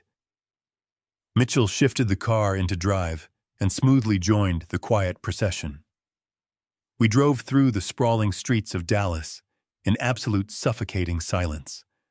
The tension inside the heated cabin was incredibly thick, pressing against my chest like a physical weight. I watched the vibrant city lights smear across the tinted glass of my passenger window, bleeding into long ribbons of brilliant gold and crimson. Every single mile we covered brought me closer to the total, irreversible destruction of the fragile family dynamic I had spent 4 decades trying to meticulously build and protect. I rested my hands flat on the fabric covering my knees. They were perfectly, undeniably steady. The chaotic storm of raw anger and profound betrayal had entirely passed, leaving behind a cold, desolate, completely unforgiving landscape of absolute clarity. I was no longer a grieving, desperate father clinging to the illusion of a loving son. I was an instrument of pure consequence. As our small convoy merged onto the elevated highway leading toward the affluent borders of the Highland Park neighborhood, my thoughts drifted away from the immediate tactical situation. They drifted backward through the relentless march of time, settling softly on the beautiful memory of my late wife. Beverly had always been the gentle, incredibly grounding force of my entire existence. She was a woman of profound, quiet grace and absolutely unwavering moral principles. I closed my eyes and vividly pictured her face in the dark, remembering the soft sound of her laughter and the fierce, intensely protective light that burned in her eyes whenever she looked at our only son. She had loved Bradley with a fierce intensity that bordered on the divine. But she had also possessed a sharp, practical wisdom that I had foolishly, stubbornly ignored in the lonely years following her unexpected passing. When Bradley was just a young boy struggling with the basic natural consequences of his own youthful mistakes, Beverly had always fiercely advocated for strict accountability. She fundamentally believed that facing personal hardship was the only true forge for building genuine character. I distinctly remembered a specific afternoon many decades ago when a teenage Bradley had deliberately broken a neighbor's valuable stained glass window and shamelessly lied about his involvement. Beverly had marched him directly over to their front porch by the ear and forced him to look them in the eyes, apologize sincerely, and pay for the expensive replacement glass directly from his own meager savings. She had looked at me later that evening, her expression incredibly serious in the dim light of our kitchen, and told me that if we constantly shielded him from the necessary pain of his own choices, we would inevitably raise a weak, entitled man who believed the world owed him an endless supply of forgiveness. She had warned me with terrifying, prophetic accuracy about the exact soulless monster I was currently driving across the city to completely destroy. I stared out into the vast, dark night, speaking silently and directly to her lingering memory. "I am so incredibly sorry." "Beverly," I whispered in the quiet confines of my own mind. "I am so sorry that I let my overwhelming grief blind me to his true calculating nature. When you tragically left us, the heavy silence in that massive empty house was completely unbearable for me to manage alone. I desperately tried to fill the enormous void you left behind by giving him absolutely everything he ever asked for without hesitation. I tragically confused financial generosity with genuine paternal love. I confused providing endless material support with fulfilling my actual duty as a strong father. I truly thought I was honoring your beautiful memory by making sure our son never had to struggle for anything, never had to worry about paying a single bill, and never had to face the cold, unforgiving reality of the harsh corporate world we had conquered together. But in my desperate, misguided attempt to give him a completely perfect life, I systematically and completely dismantled his internal moral compass. Every single time I quietly paid off his mounting debts, every time I happily funded a new luxury vacation, every time I weakly accepted a hollow apology instead of demanding genuine accountability, I was actively laying another solid brick in the vast foundation of his profound, limitless arrogance. I softly cushioned his falls for his entire adult life. I intentionally built an artificial reality where his reckless actions had absolutely no negative consequences whatsoever. I single-handedly created the entitled, ruthless, incredibly dangerous predator who is currently standing in our former family home, actively trying to steal the massive corporate empire we built with our own blood, sweat, and endless tears. The heavy rubber tires hummed a steady, hypnotic rhythm against the smooth asphalt of the highway. Tonight, the endless comfortable cushioning finally definitively stops. Tonight, he hits the hard, unforgiving concrete. I will not allow him to drag your beautiful legacy through the mud of his own greed. I will not allow him to use the highly respected company we built from nothing to maliciously defraud innocent investors. I will aggressively strip him of the fake armor I so foolishly provided, and I will force him to stand completely naked and entirely alone before the terrible, crushing weight of the law. I am going to legally and socially break him, Beverly, not out of a sense of vindictive malice, but because it is the absolute last act of genuine parenting I have left to offer him. It is the only remaining way to permanently balance the scales of justice. The quiet convoy slowed considerably as we finally approached the main, tree-lined thoroughfare of the Highland Park district. Mitchell tapped the leather steering wheel nervously, his eyes fixed intensely on the dark road ahead. We are approximately 2 minutes out from the target location. "Rick," he said quietly, his voice slicing through the heavy, oppressive silence of the car. "The police units are going to strategically stage their vehicle at the dark end of the block. Vince will proceed directly to the rear service entrance on foot. Are you absolutely undeniably certain you are fully ready for this confrontation?" I looked at the grand, sprawling, incredibly expensive estates passing slowly by my window, their elaborate, sparkling holiday light displays actively mocking the profound, heavy darkness pooling deep in my chest.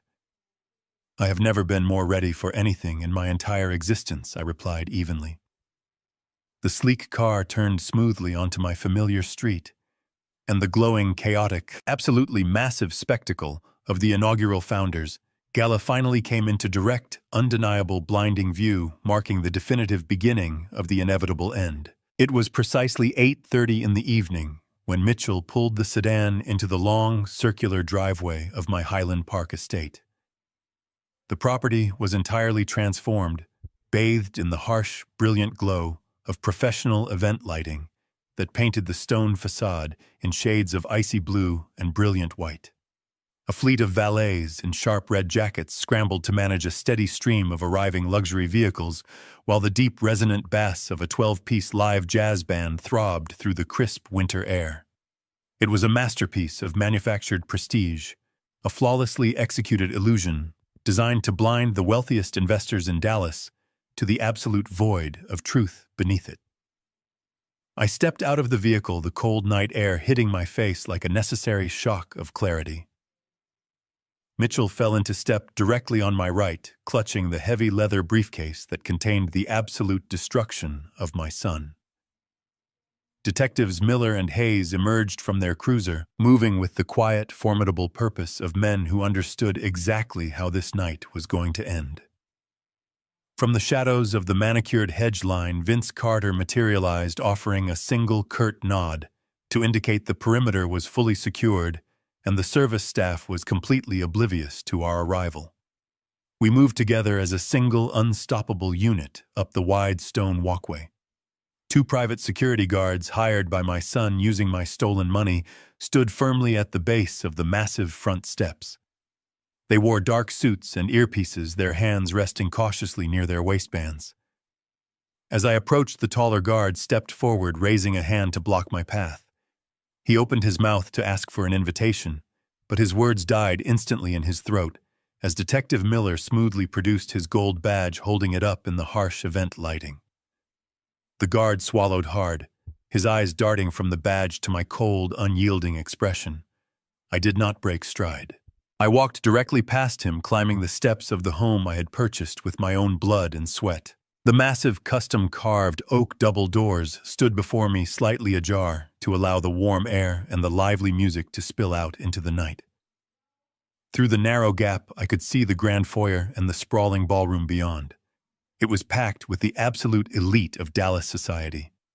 I saw regional banking executives, prominent municipal judges, and wealthy real estate developers, all dressed in immaculate evening gowns and tailored tuxedos. Waiters in crisp white uniforms navigated the crowded room, carrying silver trays loaded with crystal flutes of expensive vintage champagne and decadent culinary creations. It was the absolute peak of the gala, the precise moment when the heavy lifting of the initial pitch gives way to the intoxicating rush of collective celebration. Bradley was standing at the absolute center of the room, elevated slightly on a temporary mahogany stage. He was wearing a tuxedo that likely cost more than his first car, holding a crystal glass high in the air. Beside him stood Tiffany, draped in a glittering floor-length designer gown, beaming with the radiant manufactured pride of a newly crowned queen. Bradley was speaking, his voice amplified by a discreet microphone system, projecting a smooth, confident charisma that made my stomach churn with absolute disgust. He was concluding a toast, thanking the assembled power brokers for placing their ultimate trust in the Stanford Legacy Fund, explicitly promising them that the brilliant, unparalleled vision of his tragically incapacitated father would live on through his bold new leadership. The crowd murmured in polite, sympathetic agreement, raising their own glasses to honor the noble son taking up the heavy mantle of a fallen patriarch. I placed my hands flat against the heavy oak wood of the double doors. I took one final deep breath, anchoring myself completely in the cold, hard reality of what I was about to do. Then, with a sudden, forceful shove, I pushed the massive doors violently open. They swung inward with a heavy groaning creak that cut sharply through the ambient noise of the party. I stepped fully into the brilliant light of the grand foyer, flanked immediately by Mitchell Detective Miller and Detective Hayes. I did not say a single word. I simply stood there, an undeniable living ghost in a perfectly tailored charcoal suit, radiating absolute authority. The effect was instantaneous and completely catastrophic. The lead trumpet player of the live jazz band caught sight of the police detectives and stumbled on a high note. The drummer faltered, and within 3 agonizing seconds, the entire 12-piece band ground to a chaotic, discordant halt. The sudden, unnatural silence was absolute and completely deafening, broken only by the soft, nervous shifting of expensive fabric as 200 pairs of eyes turned away from the stage and locked onto the entrance. The crowd parted instinctively, creating a wide, clear path directly from the front doors to the mahogany stage. Bradley was frozen in mid-sentence, his mouth hanging slightly open, his microphone still gripped tightly in his left hand. He looked past the crowd, and his eyes locked directly onto mine. I watched the blood completely drain from his face in a matter of seconds, leaving his skin a sickly pale gray. He was not looking at a clueless, sick old man. He was looking at the architect of his impending destruction. The crystal champagne flute slipped from his trembling right hand. It fell through the heavy silence of the room and struck the polished marble floor with a sharp, explosive shatter that echoed like a gunshot. The sparkling liquid splashed across the toes of his expensive leather shoes. Tiffany, standing entirely rigid beside him, turned as white as a fresh sheet of paper. Her perfectly manicured hands flew up to cover her mouth, and in the dead quiet of the ballroom, her frantic, panicked whisper carried clearly over the open microphone. "He is supposed to be locked away," she hissed, her voice trembling with absolute terror. A collective gasp rippled through the gathered crowd of wealthy investors as the sheer gravity of her accidental confession washed over the room. The regional banking executive, who had been vigorously nodding along to Bradley just moments before, slowly lowered his glass, his expression hardening into a mask of pure, unadulterated outrage. I began to walk down the center of the parted crowd, my footsteps echoing against the marble, my gaze fixed firmly on the stage. I did not look at the city councilman, nor did I acknowledge the stunned socialites whispering frantically to one another. My focus was entirely consumed by the pathetic, trembling figure of my son. He took a small, involuntary step backward, his back hitting the edge of the large presentation screen that proudly displayed the logo of his fraudulent empire. The grand illusion was completely shattered, exposing the hollow, rotting core of his ambition. I reached the base of the stage and stopped, looking up at the boy who had tried to bury me. I had returned to reclaim my life, and the heavy, unforgiving execution of justice had officially begun. I did not even break my steady stride to acknowledge the shattered glass surrounding my son. I kept my eyes completely locked on the mahogany stage as I smoothly ascended the 3 small steps. Bradley instinctively shrank back against the heavy presentation screen, his breathing shallow and rapid. I reached out and calmly took the sleek black microphone directly from his trembling fingers. He offered absolutely no resistance, his hands shaking violently as he surrendered the instrument. I turned my back to him, facing the ocean of stunned faces, and tapped the microphone twice to ensure it was perfectly live. "Good evening, ladies and gentlemen," I said, projecting a warm, welcoming tone that echoed clearly across the silent ballroom. "Please forgive the completely unexpected interruption to your magnificent evening. My name is Richard Stanford, the founder and chief executive officer of Stanford Industrial Refrigeration. I am also the sole legal owner of this beautiful Highland Park estate you are currently enjoying. It is a profound pleasure to finally meet all of you tonight, especially since I was completely unaware that my own house was being used to host an inaugural gala for a real estate investment fund I never authorized." A low murmur of genuine confusion rippled instantly through the dense crowd.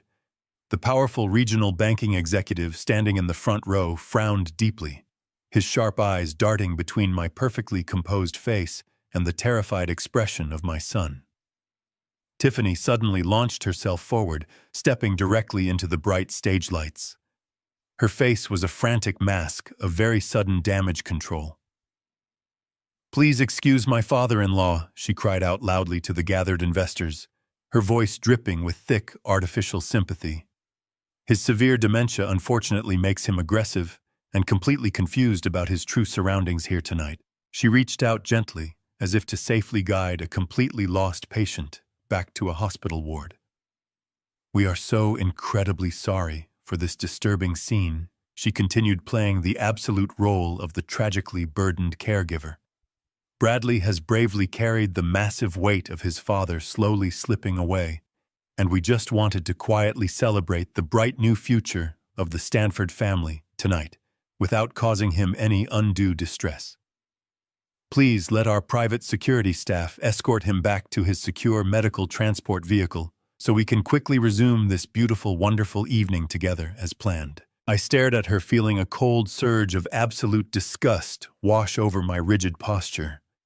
I did not blink, nor did I lower the microphone. My cognitive abilities are functioning flawlessly. "Tiffany," I stated clearly, my voice slicing through her pathetic performance like a sharpened blade. "I am completely lucid, entirely sober, and I possess absolute control over my mental faculties. In fact, I am fully aware that my ambitious son forged a legal power of attorney document to steal $3 million from my primary corporate accounts to unlawfully finance this ridiculous fake gala you are currently hosting." The crowd erupted into an instant chaotic frenzy of breathless whispers and shocked exclamations. The banking executive took a very deliberate step backward, creating immediate physical distance between himself and the stage. Bradley finally found his voice, stepping forward to salvage his rapidly burning empire. "Do not listen to him!" Bradley shouted desperately, his face flushed bright red with sheer panic. "He is having a severe, violent, psychotic episode. The doctors warned us this would eventually happen. He does not even know what year it is or where he is currently standing. He is completely disconnected from objective physical reality." At that exact moment, Mitchell Harper moved purposefully out of the lingering shadows near the grand entrance. My trusted attorney walked smoothly down the center aisle, holding the thick leather briefcase tightly against his side. He approached the absolute front row of gathered VIP investors and efficiently unlatched the brass locks. Without a single word of hesitation, Mitchell began extracting heavy stacks of freshly printed certified legal documents.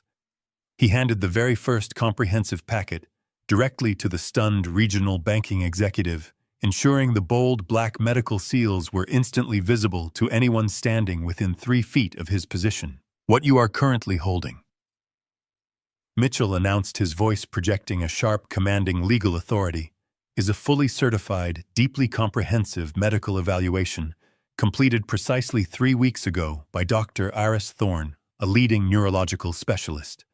It provides absolute, irrefutable medical proof that Richard Stanford possesses 0 symptoms of any cognitive deterioration. Attached directly behind that medical clearance is the original notarized property deed to this estate confirming Richard Stanford is the sole legal owner. The man standing on this stage has absolutely no legal right to host commercial investment activities on this highly protected, exclusively private residential estate property. The banking executive flipped rapidly through the thick pages, his jaw tightening into a furious, unyielding line as he realized the magnificent depth of the deception. He looked fiercely up at Bradley, his expression completely devoid of any remaining professional courtesy. "You presented fraudulent medical records to my financial institution," the executive stated, his voice completely laced with dangerous, righteous anger. "You explicitly claimed your father was permanently confined to a secure medical unit. You used that fabricated story to justify a $12 million application. You just attempted to commit massive federal bank fraud directly to my own face." The surrounding guests began murmuring loudly in utter outrage, physically backing away from the mahogany stage as if Bradley had suddenly contracted a highly contagious disease. Mitchell pulled another heavy document from his briefcase, holding it up like a definitive execution order. "And this," Mitchell continued, his voice ringing like a final bell, "is the illegally forged power of attorney document. Bradley fabricated the executive signature to steal $3 million directly from the core operating accounts of Stanford Industrial Refrigeration. This entire elite real estate fund is nothing more than a hollow shell completely built on totally stolen capital." Bradley stood perfectly still, his eyes wide and completely hollow. The grand illusion he had spent months desperately crafting had just evaporated into thin air in less than 60 seconds. Tiffany covered her face with her glittering hands, letting out a loud, pathetic sob that was entirely ignored by the furious investors now demanding immediate answers. I lifted the microphone again, feeling absolutely no remaining pity for the crumbling man standing beside me. "I gave you absolutely everything, Bradley," I said smoothly into the microphone, my voice echoing deeply off the high, beautifully painted ceilings of the vast grand ballroom. "I provided you with a wealthy lifestyle, endless corporate opportunities, and complete financial security. But instead of showing genuine gratitude or building an honest path, you decided to legally erase my entire existence. You actively weaponized the pristine memory of your mother and my unyielding love to execute a malicious corporate takeover. You are not a visionary founder, Bradley. You are a common, pathetic thief wearing a stolen tuxedo." I lowered the microphone, allowing the pure reality of my harsh words to settle heavily over the rapidly dissolving remains of his incredibly brief and utterly fraudulent fantasy business kingdom tonight. I did not need the microphone for my next words. The silence in the grand ballroom was so absolute, so suffocatingly thick, that my natural voice carried effortlessly to the farthest corners of the room. I turned my attention away from the trembling shell of my son and addressed the sea of elite Dallas investors directly. "I need you all to understand exactly what you have been invited to purchase tonight," I stated, pacing slowly across the front of the mahogany stage. "The Stanford Legacy Fund does not exist. There is no real estate portfolio. There are no high-density residential developments pending approval.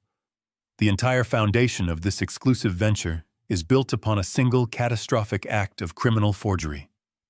Just 48 hours ago, the man standing behind me fabricated a legal power of attorney document. He used that fraudulent paperwork to unlawfully extract $3 million from the core operating accounts of my primary manufacturing business." I gestured toward the lavish decorations surrounding us. "Every single thing you see here tonight, from the vintage champagne in your crystal flutes to the elaborate ice sculptures melting on the patio, was paid for with stolen corporate capital. He did not invite you here to offer a visionary investment opportunity. He invited you here to actively participate in a felony. He needed your institutional cash to cover the massive gaping hole he just blew into my company balance sheet. You are not valued partners in a lucrative new venture. You are the unwitting marks in a desperate, deeply illegal pyramid scheme." The reaction from the room was immediate and entirely visceral, the polite, sophisticated veneer of high society. Dallas instantly shattered replaced by a raw, chaotic panic. These were men and women who protected their wealth with ruthless efficiency, and I had just informed them that they were standing in the very center of a federal crime scene.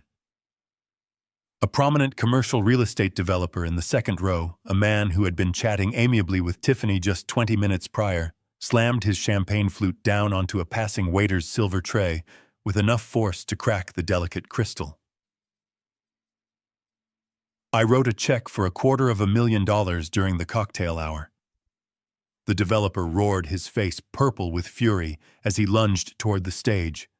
I want that draft voided and returned to my hands right this exact second, Stanford, or I am calling my legal team before I even reach the valet stand. His shout acted as the ultimate catalyst. The room erupted into a deafening chorus of angry demands and panicked realizations. Several other investors began shouting over one another, aggressively demanding the immediate return of their signed commitment letters and preliminary deposit checks. Men in expensive tuxedos abandoned their absolute professional decorum, pushing past one another in a frantic rush toward the coat check and the front exit. The grand foyer, which had just been a scene of elegant celebration, rapidly devolved into a chaotic bottleneck of wealthy elites desperately fleeing a sinking ship. I watched as the social elite of the city turned on Bradley and Tiffany with a speed and ferocity that was almost breathtaking to witness. The same socialites who had been fawning over Tiffany's designer gown now looked at her with pure, unadulterated disgust, physically pulling their expensive fabrics away as if simply brushing against her would infect them with poverty and criminal liability. The regional banking executive, who had been holding the undeniable proof of the medical forgery, stepped aggressively toward the stage. He did not bother to raise his voice over the escalating din of the crowd. He simply locked eyes with Bradley, pointing a stiff accusatory finger directly at my son's chest. You are completely finished in this city, the executive stated with cold, absolute certainty. I will personally ensure that every financial institution in the state of Texas flags your name. You will never secure a loan for a cup of coffee, let alone a multi-million-dollar commercial venture. Bradley seemed to physically shrink under the overwhelming weight of the executive's promise. He stumbled backward, his shoulders slumping, completely devoid of the slick, arrogant charm he had weaponized all evening. He looked like a frightened, lost child who had just been caught playing a very dangerous game of dress-up. Tiffany, completely abandoning her previous role as the devoted tragic caregiver, grabbed Bradley by the sleeve of his expensive jacket, shaking his arm violently. "Do something!" she shrieked, her voice shrill and piercing over the roar of the fleeing guests. "Tell them it is a mistake, fix this right now." But Bradley could not fix it. He could not charm his way out of hard, undeniable physical evidence. He simply stared blankly at the floor, completely paralyzed by the catastrophic reality of his own actions. I turned my head slightly, catching one final lingering glimpse of my son. He was slumped heavily against the bright digital presentation screen, looking completely broken and utterly defeated, while his wife continued to berate him with shrill, panicked insults. They were drowning in the exact unforgiving reality they had desperately tried to avoid their entire adult lives. The comfortable, wealthy cushion I had provided for decades had been permanently removed, and the hard concrete of absolute accountability was rushing up to meet them with terrifying speed. I stood perfectly still on the edge of the stage, my hands resting comfortably at my sides, watching the complete, unmitigated destruction of the false empire they had tried to build on my grave. The heavy, ornate chandeliers cast long, dramatic shadows across the emptying ballroom, highlighting the abandoned champagne glasses and the discarded promotional pamphlets littering the polished marble floor. The carefully constructed illusion of generational wealth and corporate succession had been thoroughly and publicly gutted. Mitchell Harper stepped up to stand beside me, his presence a calm, steady anchor in the swirling storm of fleeing investors. "The police have officially secured all exterior exits," Rick Mitchell murmured quietly, ensuring only I could hear him over the noise of the crowd. "Detectives Miller and Hayes have requested that we clear the immediate stage area. They are preparing to move in and execute the arrest warrants." The Financial Crimes Unit is already contacting the relevant banking institutions to freeze the stolen $3 million before it can be transferred out of the holding accounts. I nodded slowly, acknowledging my attorney's tactical update. The operation was proceeding with flawless surgical precision. I looked out over the massive, beautiful ballroom of the home I had purchased to provide a safe, luxurious sanctuary for my family. It had been twisted into a theater for a malicious fraud, but the cleansing process had finally begun. The parasitic infection that had taken root in my home and my company was about to be forcibly extracted. I felt absolutely no sorrow, no lingering regret, and zero hesitation inside my hardened heart. I simply felt the cold, necessary, and completely justified satisfaction of a man who has finally stopped running from a deeply painful truth and firmly decided to face it with absolute unwavering and unbreakable strength tonight. The exodus from the grand ballroom was a spectacle of absolute cowardice and rapid self-preservation. The very same regional power brokers and wealthy socialites who had just been drinking my stolen champagne and praising my son were now pushing each other out the doors. Nobody wanted to be in the room when federal authorities began asking questions about a fraudulent $12 million commercial loan. Waiters and event staff quickly abandoned their silver trays on the catering tables and quietly vanished through the service corridors. Within 5 minutes, the sprawling space was entirely empty, save for the scattering of discarded crystal flutes and the melting ice sculptures weeping onto the polished marble floor. The lively energy of the jazz band was replaced by a heavy, suffocating silence that pressed down on the room like a physical weight. I remained standing at the base of the mahogany stage, my posture completely rigid, watching the dust settle over the ruins of their magnificent lie. Mitchell Harper stood to my right, clutching his briefcase, his face a mask of detachment. Detectives Miller and Hayes moved slowly to secure the perimeter, positioning themselves directly between the stage and the main exit to block any sudden attempts to flee. Vince Carter lingered in the background, a silent, watchful shadow, ensuring no one else entered the private estate. Bradley was still leaning heavily against the glowing presentation screen, his breathing ragged and shallow. The expensive, custom-tailored tuxedo he wore now looked entirely ridiculous, like a cheap costume on a frightened little boy. He slid down the screen until his knees hit the hard stage floor. He buried his face in his trembling hands, and a loud sob ripped through the agonizing quiet of the ballroom. "Dad." He choked out his voice, a pathetic whine that echoed painfully against the high ceilings. "Dad, please. I am so sorry. You have to believe me. It was never supposed to go this far. It just got completely out of hand. I wanted to build something massive. I wanted to take the Stanford name and elevate it to the next level. I wanted to prove to you that I could be a visionary, that I could manage an institutional portfolio." I stared down at him, feeling absolutely zero pity. "You did not want to build a legacy, Bradley," I stated, my voice echoing with cold, hard precision. "You wanted a shortcut. You wanted the respect and the immense wealth that comes from 40 years of grinding sacrifice, but you completely refused to do the actual work. You chose to erase your own father, forge medical documents, and steal $3 million from the company that put food on your table your entire life. You did not make a simple mistake. You executed a calculated, malicious criminal conspiracy." Tiffany, who had been completely frozen in terror, suddenly snapped to life. The self-preservation instincts of a seasoned social climber aggressively kicked in. She smoothed down the front of her designer gown and took a wide, deliberate step away from her kneeling husband. "Richard," she pleaded, her voice trembling with manufactured innocence as she looked directly at me. "Richard, you have to understand I had no idea about the forged power of attorney. I swear to you. Bradley told me you had willingly set up a trust fund for us to launch this venture. He told me the doctors had genuinely diagnosed you and that you wanted us to take over the public duties. He lied to me too. He manipulated both of us." Bradley jerked his head up, staring at his wife in pure shock. "Tiffany, what are you doing?" he asked, his voice cracking with fresh panic. "You were in the room when we drafted the pitch deck. You literally paid the graphic designer using the stolen corporate card. Shut up, Bradley, she hissed violently, dropping the innocent facade entirely. I am not going to federal prison because you were too stupid to cover your tracks.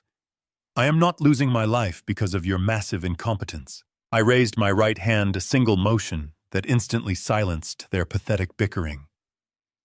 I am not remotely interested in watching the two of you devour each other to save your own skins. I declared, my tone absolutely cold and unyielding. The physical evidence my legal team has compiled meticulously documents both of your signatures, both of your financial authorizations, and your shared undeniable complicity in this entire fraudulent operation. You are both equally toxic, and you are both equally responsible for the absolute devastation you brought into this house. I turned my head, slightly nodding to the two officers waiting patiently near the center aisle. Detective Miller and Detective Hayes stepped forward, their heavy boots clicking rhythmically against the marble floor. They walked directly up the short steps and flanked my son on the mahogany stage. Bradley Stanford. Detective Miller said, his voice carrying the heavy, undeniable weight of the law.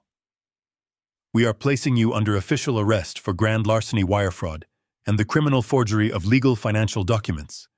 We have already contacted the regional banking authorities, and the $3 million you unlawfully transferred from Stanford Industrial Refrigeration has been officially frozen. Bradley let out a hollow, agonizing gasp as Detective Hayes firmly grasped his shoulder, forcing him to stand up.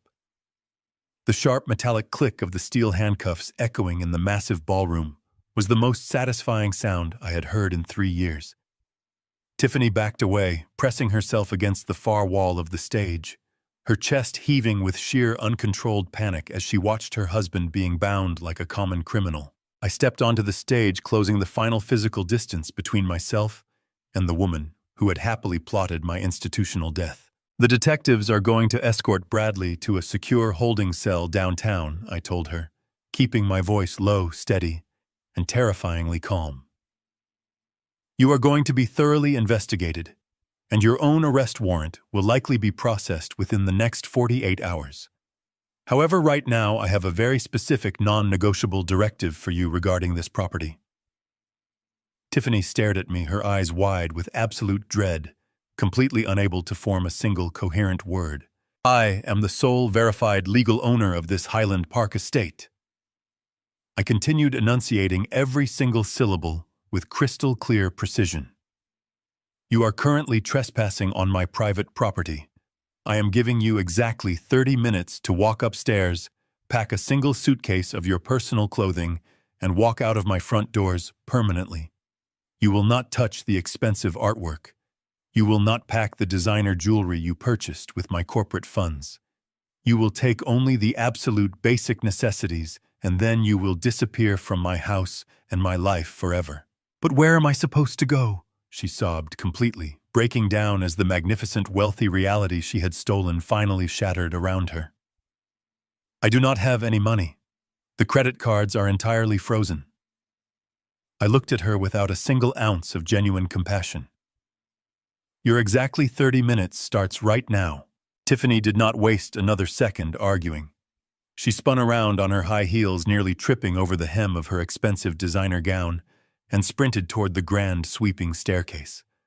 Her panicked, uneven footsteps echoed loudly across the empty marble foyer. I watched her ascend the carpeted steps with frantic, desperate energy, her hands gripping the mahogany banister so tightly her knuckles were completely white. She was no longer the confident, arrogant woman who had strutted through my home as if she owned every single brick. She was a terrified trespasser fleeing a burning building. I turned my attention back to the mahogany stage.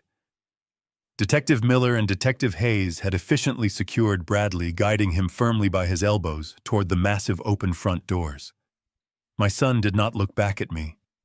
He kept his head completely bowed, his chin practically resting on his chest, utterly crushed by the sudden, brutal weight of his own criminal reality.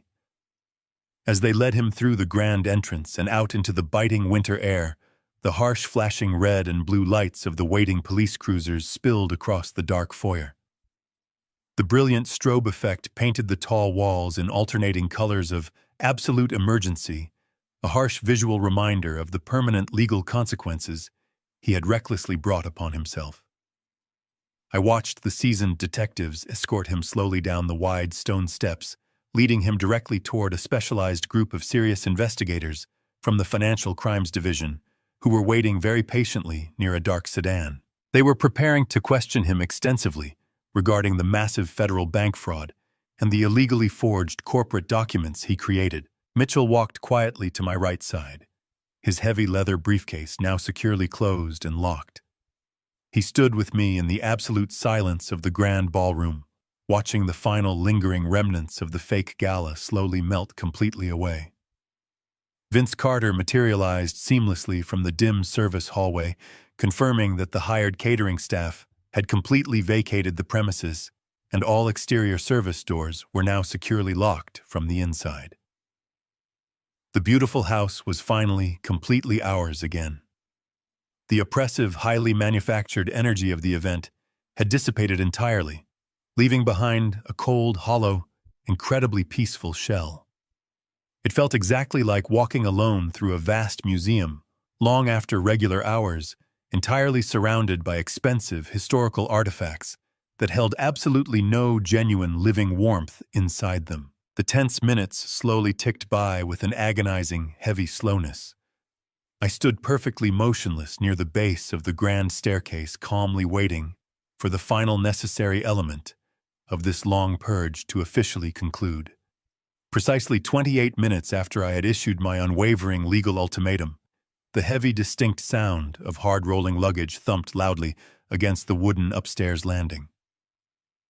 Tiffany finally appeared at the very top of the stairs, struggling immensely to simultaneously maneuver 3 incredibly large, heavy designer suitcases. She had clearly abandoned the elegant, glittering designer gown, hastily changing into a tight pair of dark athletic leggings and a simple beige cashmere sweater. Her carefully styled blonde hair was now completely disheveled, and her elaborate evening makeup was terribly smeared from her constant, uncontrolled, panicking weeping. She practically dragged the heavy luxury bags down the long carpeted stairs, the small plastic wheels bouncing violently and loudly against every single carpeted step. She reached the smooth marble floor of the main foyer, completely exhausted and gasping sharply for breath. She did not bother to look in my exact direction. She simply grabbed the extended metallic handles of her large luggage and began pulling them forcefully toward the wide open front doors. The intense physical effort was clearly immense, a stark, incredibly pathetic contrast to the highly luxurious, completely effortless life she had arrogantly expected to permanently secure through deep fraud and vast deception. I followed her at a very slow, highly deliberate pace, my steady footsteps completely silent against the smooth stone floor. Mitchell and Vince smoothly fell into precise step directly behind me, creating an unbreakable, completely silent security escort, ensuring her immediate and total departure from my estate. We stepped out into the absolutely freezing night air. The sharp winter wind whipped aggressively across the long, circular driveway, biting deeply through the thin charcoal fabric of my tailored suit jacket. Down near the quiet street, the bright flashing lights of the numerous police vehicles continued to pulse silently against the dark winter trees. Bradley was currently leaning backward against the cold metal hood of an unmarked police cruiser, entirely surrounded by several stern investigators, his unkempt head still hanging very low in total, absolute defeat. Tiffany struggled intensely to drag her massive, extremely heavy suitcases directly across the rough decorative paving stones of the winding driveway. The small, fragile plastic wheels caught constantly on the rough, uneven stone surface, forcing her to aggressively and desperately jerk the large luggage forward with loud, highly frustrated, angry grunts. She finally reached the absolute edge of the sprawling property boundary, just a few short feet away from the towering, incredibly heavy wrought iron security gates that marked the official protected entrance to the private residential estate. She stopped moving right there, dropping the metallic luggage handles completely and abruptly. She slowly turned to fully face me, her chest heaving heavily, her dark eyes burning fiercely with a desperate, incredibly toxic, deeply potent mixture of profound personal humiliation and lingering, completely venomous, utterly delusional entitlement.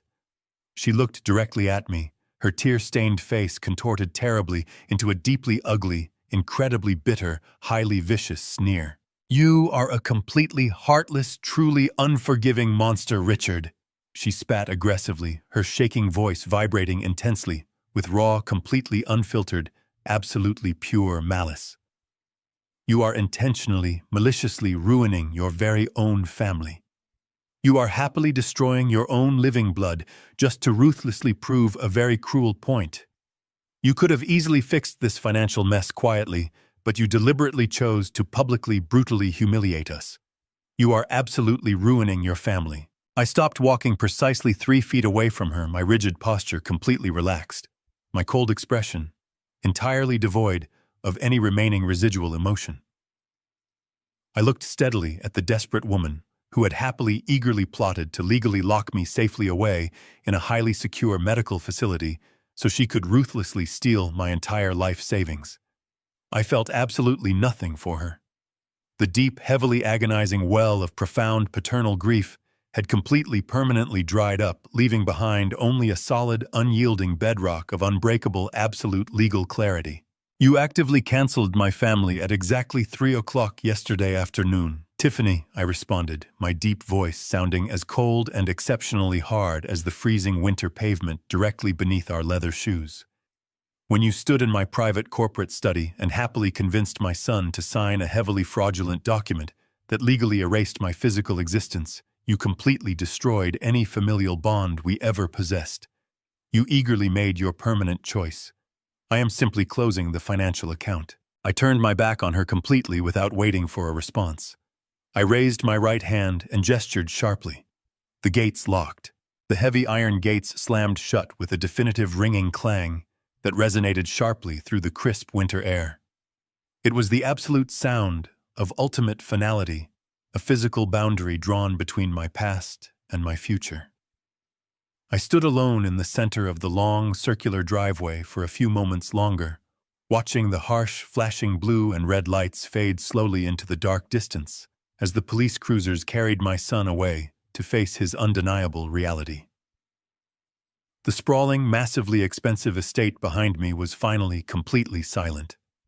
The chaotic, manufactured noise of the fraudulent gala, the desperate, pathetic pleas of a ruined son, and the venomous, completely delusional insults of a banished daughter-in-law were all completely gone. The deep, relentless financial bleeding that had slowly, systematically drained my spirit and my corporate operating accounts for years had finally been permanently, surgically stopped.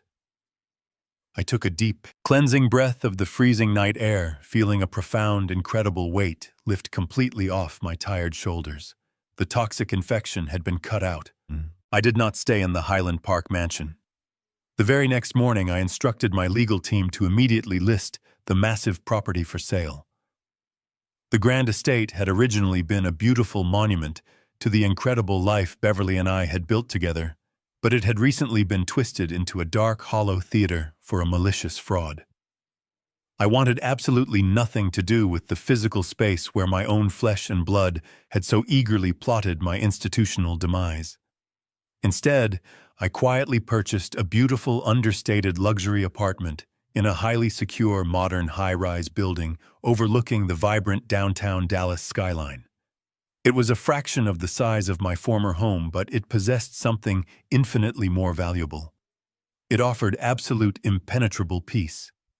There were no haunting memories echoing in the vast hallways, no demanding guests expecting to be lavishly entertained, and absolutely no manipulative family members waiting to ambush me with their endless, manufactured crises. 3 weeks later, the bright, clear light of Christmas morning spilled softly across the polished hardwood floors of my new, quiet sanctuary. The vibrant city below was completely still, resting peacefully in the early hours of the beloved winter holiday. In the past, this specific day had always been a massive, chaotic production. Beverly used to meticulously orchestrate elaborate family gatherings, filling the house with endless warmth, rich food, and beautiful music. After she tragically passed away, I had foolishly attempted to maintain that complex tradition, overcompensating for her absence by showering Bradley and Tiffany with increasingly expensive, utterly ridiculous luxury gifts. I had completely confused genuine paternal affection with mindless, endless consumerism. But this morning was entirely different. I sat completely alone in my comfortable leather armchair by the large floor-to-ceiling window. The apartment was completely silent. I held a simple ceramic mug of hot tung, black coffee in my steady hands. The rich, dark roast tasted incredibly pure, untainted by the heavy, suffocating anxiety that had ruined my previous holidays. I was alone, but for the first time in an incredibly long decade, I was not remotely lonely. At precisely 10 o'clock in the morning, a soft, respectful knock sounded at my front door. I set my coffee mug down on the glass table and walked over to answer it. Mitchell Harper stood in the carpeted hallway, wearing a tailored charcoal overcoat and holding his familiar heavy leather briefcase tightly against his side. He offered a warm, genuine smile that reached his intelligent eyes, a stark contrast to the severe, unyielding legal persona he had so ruthlessly deployed on the night of the gala. He stepped inside, shaking off the residual winter chill, and we moved together toward the small, elegant mahogany dining table situated near the modern kitchen. He did not offer any empty holiday platitudes or meaningless small talk. He knew exactly why we were meeting on this specific, highly symbolic day. We were here to permanently cement the final, unalterable chapters of my personal and financial legacy. He placed his briefcase on the polished wood and expertly unlatched the brass locks. Mitchell smoothly extracted a thick stack of freshly printed, legally binding documents, sliding the first comprehensive packet directly across the table toward me. "This is the finalized structure for the Ironclad Trust. Richard," he stated, his voice professional, but laced with deep personal respect. "As you explicitly requested, the sole exclusive beneficiary is your newly born grandson. I have personally ensured that the legal language is absolutely impenetrable. The capital is completely locked down, managed by an independent, highly aggressive corporate trustee board based out of state. Bradley and Tiffany are permanently, explicitly barred from accessing a single cent of this money under any circumstances whatsoever. They cannot leverage it, they cannot borrow against it, and they cannot petition the court to release funds for their personal living expenses. The trust will independently pay for the infant's premium health care, his private education, and his basic foundational needs, but the principal balance will not be unlocked until he turns 30 years old. The toxic cycle of unearned wealth ends today." I picked up my favorite fountain pen and signed my name on the designated lines with smooth, unwavering confidence. I felt a deep, profound sense of genuine parental duty returning to my heart. I was finally protecting the innocent child from the massive, destructive arrogance of his own parents. Mitchell then pulled out the second, significantly larger stack of legal paperwork. "And this," my trusted attorney continued, sliding the heavy pages toward me, "is the foundational charter for the Beverly Stanford Memorial Foundation. The vast majority of your immense corporate wealth, including the proceeds from the pending sale of the Highland Park estate, will be directly funneled into this specific entity. The operational mandate is exactly as you designed it. The foundation will provide comprehensive financial support, top-tier legal advocacy, and secure housing for vulnerable elderly individuals who have been abandoned, exploited, or maliciously manipulated by their own family members. We are officially fully funded and ready to immediately commence charitable operations." I reviewed the beautiful charter, seeing Beverly's name printed boldly across the crisp white pages. She had always believed in accountability and protecting the truly vulnerable. She warned me about the monster our son would become if I continued shielding him from his own terrible choices. I had failed to listen back then, but I was finally honoring her legacy now. I pressed my pen against the paper and signed the final documents, legally transferring my empire into an instrument of public good. I placed the fountain pen down gently on the smooth mahogany table and leaned back in my chair. A deep, highly satisfying warmth spread completely through my chest. I looked out the large window at the brilliant, clear blue Christmas sky, finally allowing a genuine, unburdened smile to grace my face. I had lost a son to the dark, unforgiving depths of pure greed, but in the absolute quiet stillness of this beautiful morning, I knew with absolute certainty that I had successfully bought back my own soul. Sometimes the deepest betrayal comes from the very people you spent your entire life trying to protect. We pour our sweat, blood, and tears into building a foundation for our children, hoping they will respect the sacrifice. But money without discipline only breeds toxic entitlement. True love is not about writing blank checks or cushioning every fall. It is about holding them accountable. Cutting off a toxic family member, even your own flesh and blood, does not make you a failure as a parent. It makes you a survivor. Protect your peace guard, your legacy, and never let anyone turn you into a victim. If this story resonated with you, hit that like button to support the channel. Have you ever had to cut off a toxic family member to protect your peace? Share your experience in the comments below. Do not forget to subscribe so you never miss our next story.